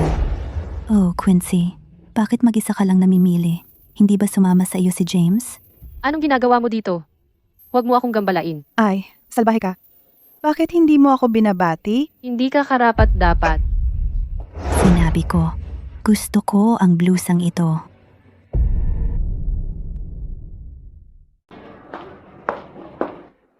Pasensya na po, miss. Ito lang po ang available na sukat ng blouse. Hindi po ito babagay sa inyo. Baka po gusto ninyong tumingin ng iba. Kahit hindi ko maisuot, hindi ba pwedeng bilhin ko na lang bilang regalo para sa iba? Hindi pa niya nababayaran yon. Gusto ko yon. I-swipe mo ang card ko. Hindi ka magagalit, di ba? Hindi. Gawin mo ang gusto mo. Ay, swipe mo. Ma, wala si James ngayon. Panoorin mo. Papag-aralan ko siya. Ang tarantadong yon. Minamaliitan niya ako ngayong may James na siyang sandalan. Anak ko, kailangan mong ipaghiganti ako. Naiintindihan mo? Quincy, gusto ko rin to. Hindi ka magagalit, di ba? Hindi. Sa'yo na yan.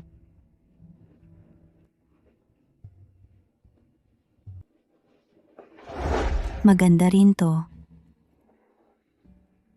Hindi ito bagay sa'yo, Quincy. Sayang naman wala kang nabili. Matagal ka namang namili. Yulia, napakaganda ng benta ngayon. Salamat sa magandang trabaho. Mamaya, pagbibigyan ko ang tagapamahala ng tindahan, nabigyan ka ng 10,000 bonus. Salamat po, amo. Ano ang ibig sabihin nito? Sa iyo ang tindahang ito? Hindi mo alam? Ibinigay sa akin ni James ang tindahan noong huli akong mamili. Quincy, niloloko mo lang ako? Nanay, Hindi ba't ikaw ang laging nagsisikap na agawin ang lahat sa akin? Hindi ko naman sinabing gusto kong bilhin ang mga iyon. Tumingin-tingin lang ako ng basta, pero nagmamadali kang magbayad para sa mga iyon. Sa panahon ngayon, bihira na lang makakita ng tangang may pera. Quincy, parifund mo ako sa empleyado mo. Bakit ko gagawin iyon? Pinilit ko ba siyang bilhin ang mga iyon? Kusa niyang binili ang mga iyon. O baka naman, tumigil ka. Siyempre kaya ko. di ayos. Kung wala nang iba, aalis na ako. Quincy, tumigil ka diyan. Ano pa ang gusto mo? Interesado ako kay James. Hiwalayan mo siya agad. Kung hindi, pababagsakin ko ang Savior Corporation. Tumigil ka rin sa pagpapanggap. Ang kapal ng mukha mo. Nagmamadali kang maging kabit. Subukan mong galawin siya. Subukan mong hawakan siya. Nandito ka na. Anong ikinasaya mo? Nakakuha ako ng malaking kliyente para sa shop. Doble ang benta ng shop. Siyempre masaya ako. Ang galing ng asawa ko. James, baka hindi mo pa alam. Ako ang tagapagmana ng pamilyang Harrison ng Javerberg. Kung hiwalayan mo si Quincy, papayagan ko ang mga Harrison na makipagtulungan sa Savior Corporation. Tataas ang estado ng pamilya mo. Sino ka ba? Umalis ka na. Si James Quincy. Hintayin niyo lang. Tatawagan ko na ang lolo ko ngayon din. Ipapaareglo ko kayo sa kanya. Lolo, ako ito, si Ruth. May mga nang-aapi sa akin. Magpadala ka ng mga tao para ipaghiganti ako. Oh, si James mula sa Savior Corporation. Lolo, kailangan mong bigyan sila ng leksyon. Lolo, hintayin niyo lang. Mapaparusahan kayong dalawa. Baliw ka. Uwi na tayo. Si. James, Quincy, magsisisi kayo. Ginoong Savior, ang deal na pinag-usapan natin sa Javerberg ay naagaw. Ang mga Harrison ba? At saka, may mga kalokohan ng mga Lawson. Yung dalawang partner ay nag-withdraw ng kanilang puhunan sa mga Lawson na sila nag-invest. Ayos lang. Plano ng kumpanya natin na mag-develop ng mga sasakyang dekuryente ng mag-isa. Gamitin natin yung pondo na dapat para sa proyektong ito para sa pag-develop ng mga sasakyang dekuryente. Si.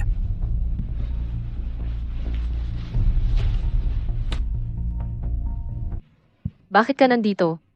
Quincy, siguradong sobrang busy ni James nitong mga nakaraang araw. Anong kinalaman mo doon? Magmayabang ka habang may pagkakataon ka. Sasabihin ko sa'yo ng mabuti na si James ay talagang sobrang busy nitong mga nakaraang araw. Ang ilan sa mga malalaking proyekto ng Savior Corporation ay naharang ng mga Harrison. Nagwi-withdraw na ang kanyang mga investor. Ang Savior Corporation ay maaaring magkaroon ng kakulangan sa pondo sa ilang araw. Magkakaroon sila ng krisis sa lalong madaling panahon. Kaya, nandito ka para magyabang? Dumating ka para dagdagan pa ang hirap nila? Pareho pa rin ang hiling ko. kung hiwalayan mo si James, titigil ang mga Harrison sa pagbigas sa Xavier. Hindi kailanman. Ito ang tahanan ko. Hindi ka welcome dito. Umalis ka na. Sige, aalis na ako. Pagsisisihan mo ito, Quincy. Totoo bang nasa krisis ang Xavier Corporation? Hindi pwedeng ganito. Kailangan kong kumpirmahin ito kay James.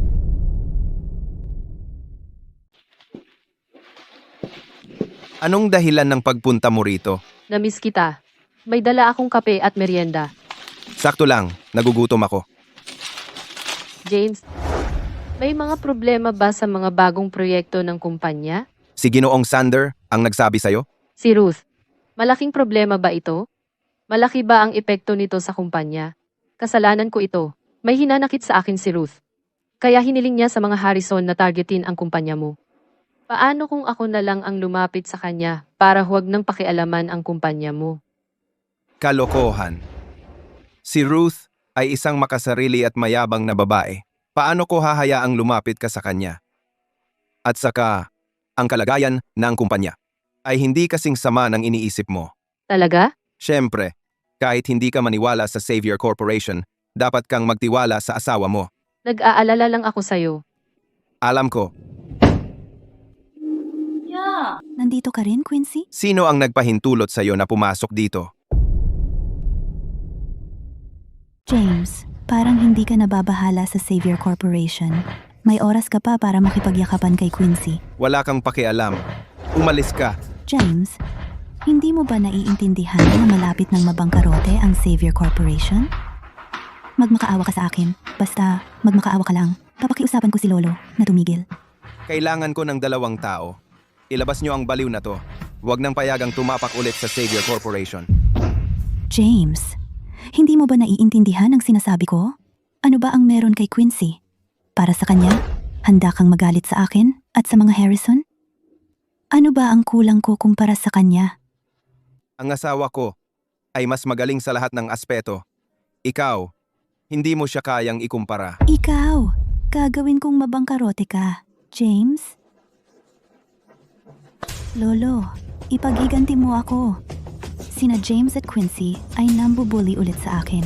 Pinapalayas pa ako ng mga guard. Pinagtatawanan ka ng mga tao, Lolo. Kailangan mong ipaghiganti ako.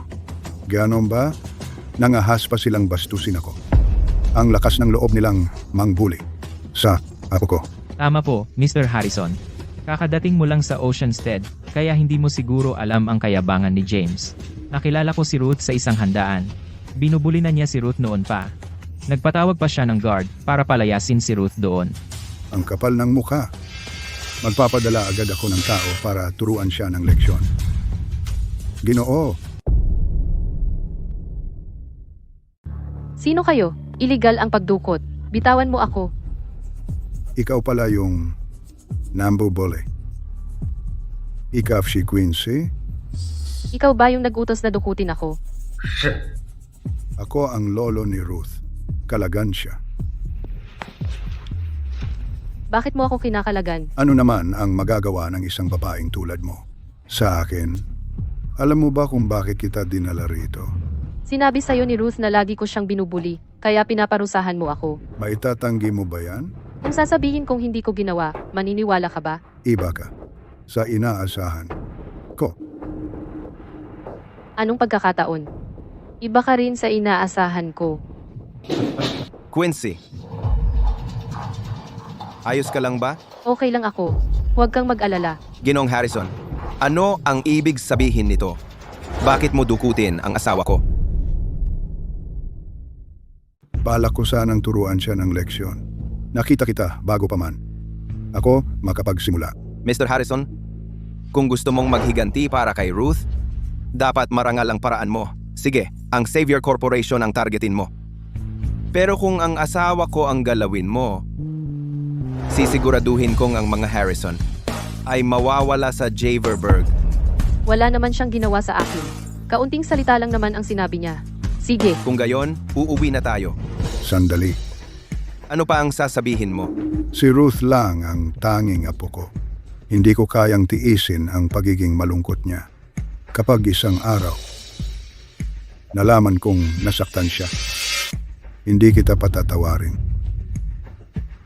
Mr. Harrison, sa halip na mag-aksaya ng oras sa pagdidisiplina sa amin, dapat ay gamitin mo ang oras sa pagtuturo sa iyong apo, si Ruth. Ang masakit na katotohanan ay sinusubukan niyang maging kabit at nakawin ang asawa ng kapatid niya. Ang babaeng katulad niya ay karapat-dapat masaktan. Ikaw.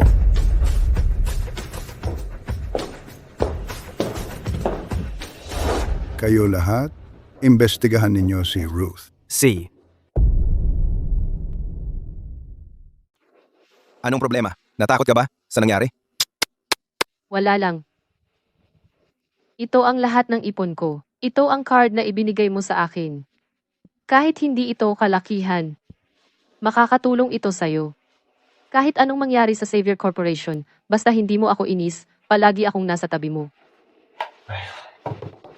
Halika. Engot, bakit ko hindi gusto ang pagkatao mo? Sa totoo lang, karamihan ng assets ko nasa ibang bansa.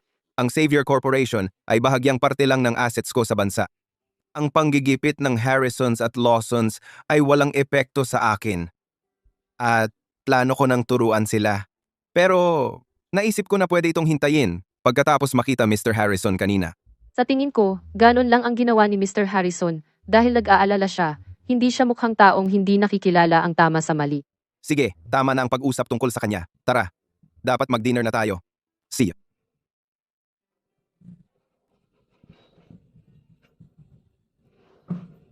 Kailan mo ito inihanda? Habang natutulog ka. Ito. Para sa'yo ito. Gusto mo ba? Masaya ako. Satisfied ka ba sa surprise ngayon? Gusto ko ito. James, ikaw lang ang taong magsosorpresa sa akin at mag-alaga sa akin. Naiiyak ako sa pagiging touched. Kasi satisfied ka? Dapat bigyan mo ako ng reward?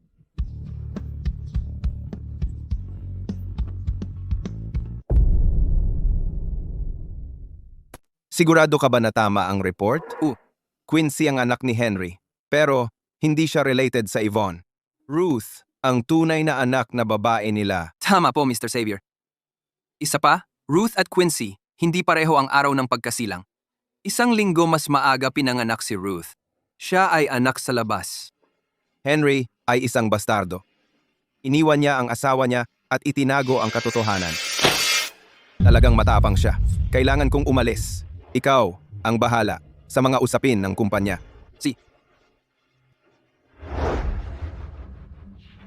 James, ano ang dahilan ng pagpunta mo rito? Dapat maghanda ka bago mo basahin ito.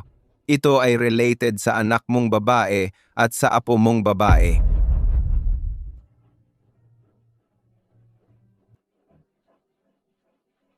James, paano mo naglakas loob imbestigahan ang pamilya ko? Hindi ako interesado sa mga affairs ng pamilya mo. Hindi ko sana pinag-abala ang pagpapadala nito sa iyo kung hindi ito related sa asawa ko.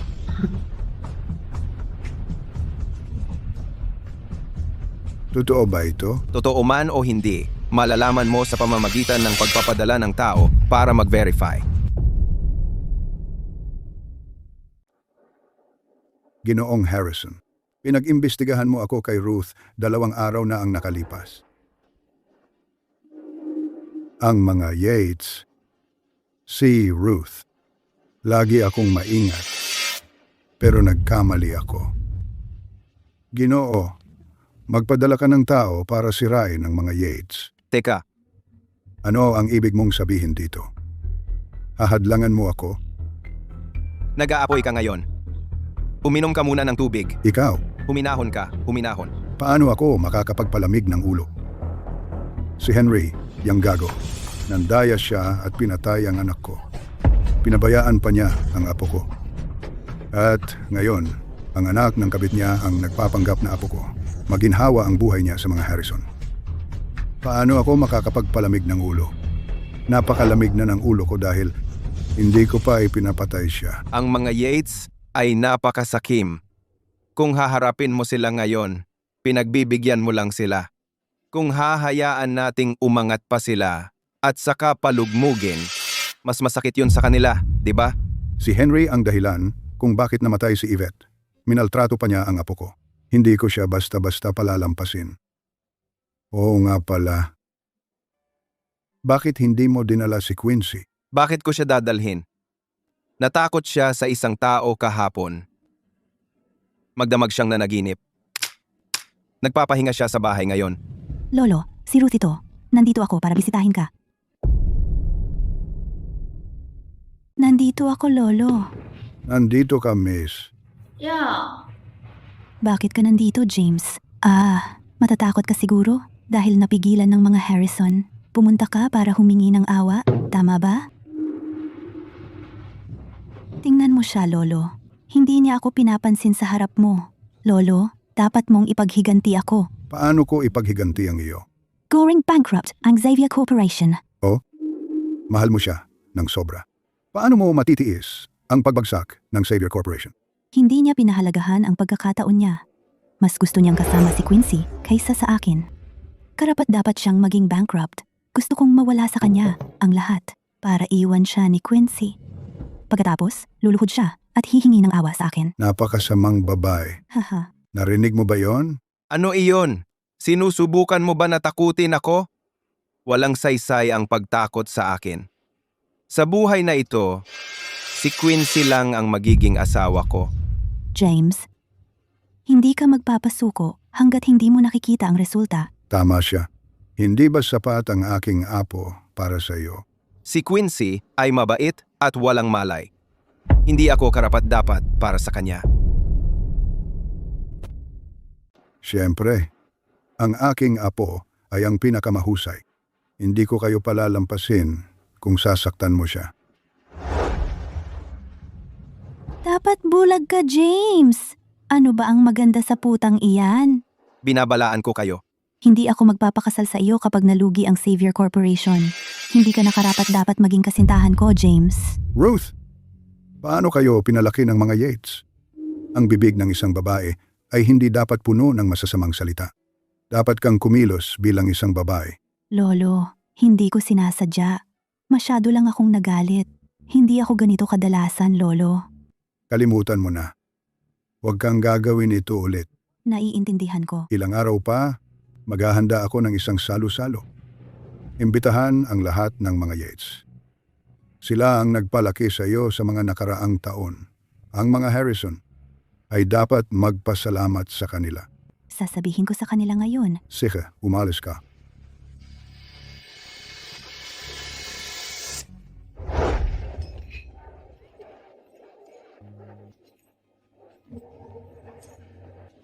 Sino ang nagpahintulot sa inyong dalawa na pumasok dito?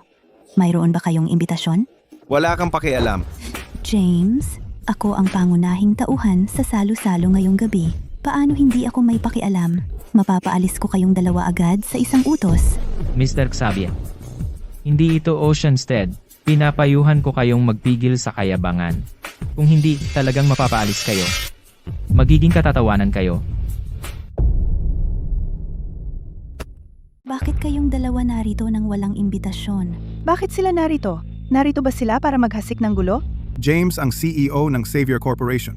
Sa teknikal, siya rin ang asawa ng anak natin. Normal lang para sa mga Harrison na imbitahan siya. Nagpapabalisa sila sa akin. Dapat mo silang paalisin. Ayaw ni Ruth sa pagpunta nila dito. Walang problema. Bakit kayong dalawa narito, Quincy? Ang mga Harrison ay nag-organisa ng handaan para sa Ruth. Natatakot ako sa pagpunta ninyong dalawa. Ano ang kinakatakot mo? Dapat alam mo iyon. Hindi kayo magkasundo ni Ruth. Hindi siya magiging masaya sa pagpunta mo dito. Dapat kayong dalawa umalis. Bakit kami dapat umalis dahil hindi siya masaya? Quincy, dahil ako ang tagapagmana ng mga Harrison. Hindi ko kayo binigyan ng imbitasyon, pero kayong dalawa ay dumating. Ngayon, ipinipilit mo pang manatili. Talaga bang wala kayong kahihiyan? Oh, Ruth. Hindi ba ang Xavier Corporation ay may problema ngayon? Sa tingin mo ba pumasok sila sa handaan para magpakita ng kabaitan sa iba para muling buhayin ang Xavier Corporation? Haha. Ganito kaya? Quincy, James. Kung luluhod kayo at hihingi ng awa, kung susunod kayo, isasaalang-alang ko ang pagpapasti sa inyong dalawa. Narito, si Mr. Harrison mismo ay sumulat ng imbitasyon para sa amin para dumalo sa handaan. Sa tingin mo ba kailangan ko pang humingi ng awa sa iyo? Hindi maaari. Bakit niya kayo imbitahan? Bakit hindi maaari? Ako mismo ang sumulat ng imbitasyon. Ang bawat isa dito ngayong gabi ay mga panauhing pinagpipitaganan. Napakalaking kahihiyan ang magingay dito. Bakit mo sila inimbitahan, Lolo? Alam mo namang inapi nila ako. Napaka-emosyonal mo sa isang maliit na bagay. Ano ba ang problema mo? Magsisimula na ang handaan. Hanggang kailan ka pa ganyan? Sige na, kalimutan na natin. Makikinig na ako sa'yo. Simulan na natin agad ang handaan. Sa palagay mo ba, kung bakit tayo inimbitahan ni G. Harrison? Malalaman mo rin agad. Ang sikreto-sikreto mo naman. Magandang gabi po sa inyong lahat. Maligayang pagdating sa handaan ng mga Harrison. Inimbitahan ko kayong lahat para mag-announce ng isang mahalagang bagay. Noong nakaraang panahon, sa wakas ay nakita ko na ang aking apo. Isang napakasayang pagtatagpo. Ngayong araw, nais kong samantalahin ang pagkakataong ito para siya ay ipakilala. Kaya, sino nga ba ito? Sino kaya ang aking apo? Ito ay si Quincy. Imposible, Lolo. Nagkakamali ka. Ako ang iyong apo. Hindi si Quincy iyon. Maniwala ka sa akin, Lolo. Tama po, G. Harrison. Sa totoo lang, si Quincy ang tunay kong anak. Si Ruth ang iyong apo. G. Harrison, nagkakamali po ba kayo dahil masyado kayong masaya? Siyempre, masaya ako dahil nakita ko si Quincy. Pero galit din ako. Kayong mga ito ang kumuha sa anak ng kabit para magpanggap na aking apo at pumasok sa mga Harrison. Ang tapang ninyong mga ito. Imposible iyan. Niloko ninyo ako. Lolo, maniwala ka sa akin. Ako talaga ang iyong apo. Maniwala ka sa akin, Lolo. Kung ikaw ang aking apo, sino naman siya? Siya ang tunay kong apo. Si Quincy. Henry, noon, nandaya ka sa iyong pag-aasawa. Hinayaan mong mamatay ang aking anak sa panganganak. Dahil sa babaeng ito, pinabayaan mo pa si Quincy sa ospital. Akala mo hindi ko malalaman. Ang lahat ng ginawa mo? Wala akong kinalaman dito. Si Henry ang nag-utos sa akin. Hemp, kung wala kang kinalaman, bakit ang anak mo ay 1 linggo lang ang tanda kay aking apo? Ano ang ibig sabihin noon? Ibig sabihin, matagal na kayong magkasama. Ganun pala. Kaya pala laging may kinikilingan kayong dalawa. Anak pala talaga ninyo siya. Ikaw, nangaliwa ka at ikinamatay ng nanay ko. Ikaw din. Isang kabit na nagnakaw ng pwesto ng nanay ko. Ikaw naman. Sinubukan mong agawin ang asawa ko, pati ang pagkatao ko. Kayong tatlo, nakakadiri kayo. Itapon sila sa labas para hintayin ang parusa nila. Nanay, tatay. Ruth! Ramdam ko ang koneksyon nang una kitang makilala. Sa di may paliwanag na dahilan, kinabahan ako. Nanasaktan kita sa masasakit kong salita. Ngayon, naiintindihan ko na. Dahil magkadugo tayo. Quincy, ako ang lolo mo.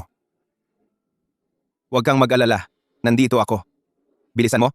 Tawagin mo na si Lolo. Mabuti.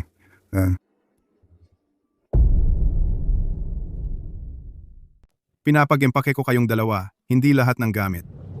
Tatakas tayo, hindi bakasyon.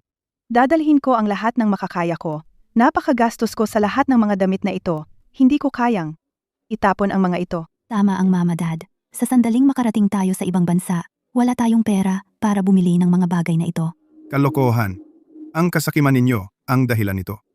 Hindi ako kailangang tumakas kung hindi kayo nagpilit kunin ang pagkatao ni Quincy. Paano mo ako masisisi? Pumayag ka rin. Sige, tama na yan. Magmadali tayo at umalis. Dad, Mom, tumigil na kayo sa pagtatalo. Tara na. Hindi tayo makakaalis kapag dumating ang mga tauhan ng Harrisons. Bilisan, tara na. Saan kayo pupunta? Harold, dumating ka ba para makita ako? Oo. Narito ako para makita ka. Putang ina, kasalanan mo. Kung hindi dahil sa'yo, Karapatan sa mana at napalaya sa. Wala na ako ngayon. Gusto ko kayong tatlo sumama sa pagbagsak ko. Mamamatay tao. Pinatay niya ang isang tao. Wag, wag, wag! Wag! May pinatay siya. Wag, wag, wag! Bastardo ka! Huwag kang umalis! Iniwan mo ako! Walang puso ka! Tulong! May magligtas sa amin! Ruth! Bitawan mo ako. Dalhin siya. Tara na. Ruth! Tumawag ng ambulansya. Iligtas ang anak ko. Magmadali at tumawag ng ambulansya. Patay siya. Talagang patay siya. Tumahimik ka. Hindi siya patay. Kasalanan mo ito? Nawala ang Ruth dahil sa iyo. Ibalik mo ang anak ko. Ano ang kinalaman ko doon? Kasalanan ng siraulo yon. Pinatay siya niya. Ano ang nangyari? Nababalik sa kanila ang karma nila. Magmadali at tumawag ng pulis. Hindi ka dapat tumawag ng pulis. Dahil sa inyong dalawa namatay ang Ruth. Gagawin kong siguradong makulong kayong dalawa habang buhay. Ayokong makulong. Quincy, ako ang tatay mo. Tulungan mo ako. Magmadali at tulungan mo ako. Ngayon ka lang nagsasabing ama mo ako. Nang iwanan mo ako sa ospital, hindi ka ba ama ko noon? Nang ipagbili mo ako sa isang matandang lalaki, nakalimutan mo bang ama mo ako? Mas pinaboran mo si Ruth. Gusto mo lang akong gamitin para sa iyong kapakanan. Ikaw din ang dahilan ng pagkamatay ng nanay ko. Ngayon, nagmamakaawa ka sa akin na tulungan kita. Imposible. Quincy! Nagkamali ako! Nagsisisi ako! Nadaya ako ng dalawang iyon. Lagi kitang nasa puso ko. Pakiusap! Tigilan mo na yan. Hindi kita patatawarin. Ayaw na kitang makita. Ilabas siya. Hindi! Nagmamakaawa ako. Quincy, napakawalang utang na loob mo. Hindi kita patatawarin. Ang daming nagbago. Sa isang araw. James, tayo na lang magpakailanman. Okay, B. Kung hindi mo ako pinakasalan, kung hindi mo ako inalagaan at pinotektahan, hindi kailanman naging ganito kasaya ang buhay ko. Siyempre, asawa kita. Sa akin ka lang dapat. Binata, hindi pa ako pumapayag sa relasyon ninyo. Pilay ang binti mo. Hindi ka karapat-dapat kay Quincy. Ano pong sinasabi nyo, Lolo? Asawa ko si James. Siya lang ang gusto ko. Siya lang ang gusto kong makasama.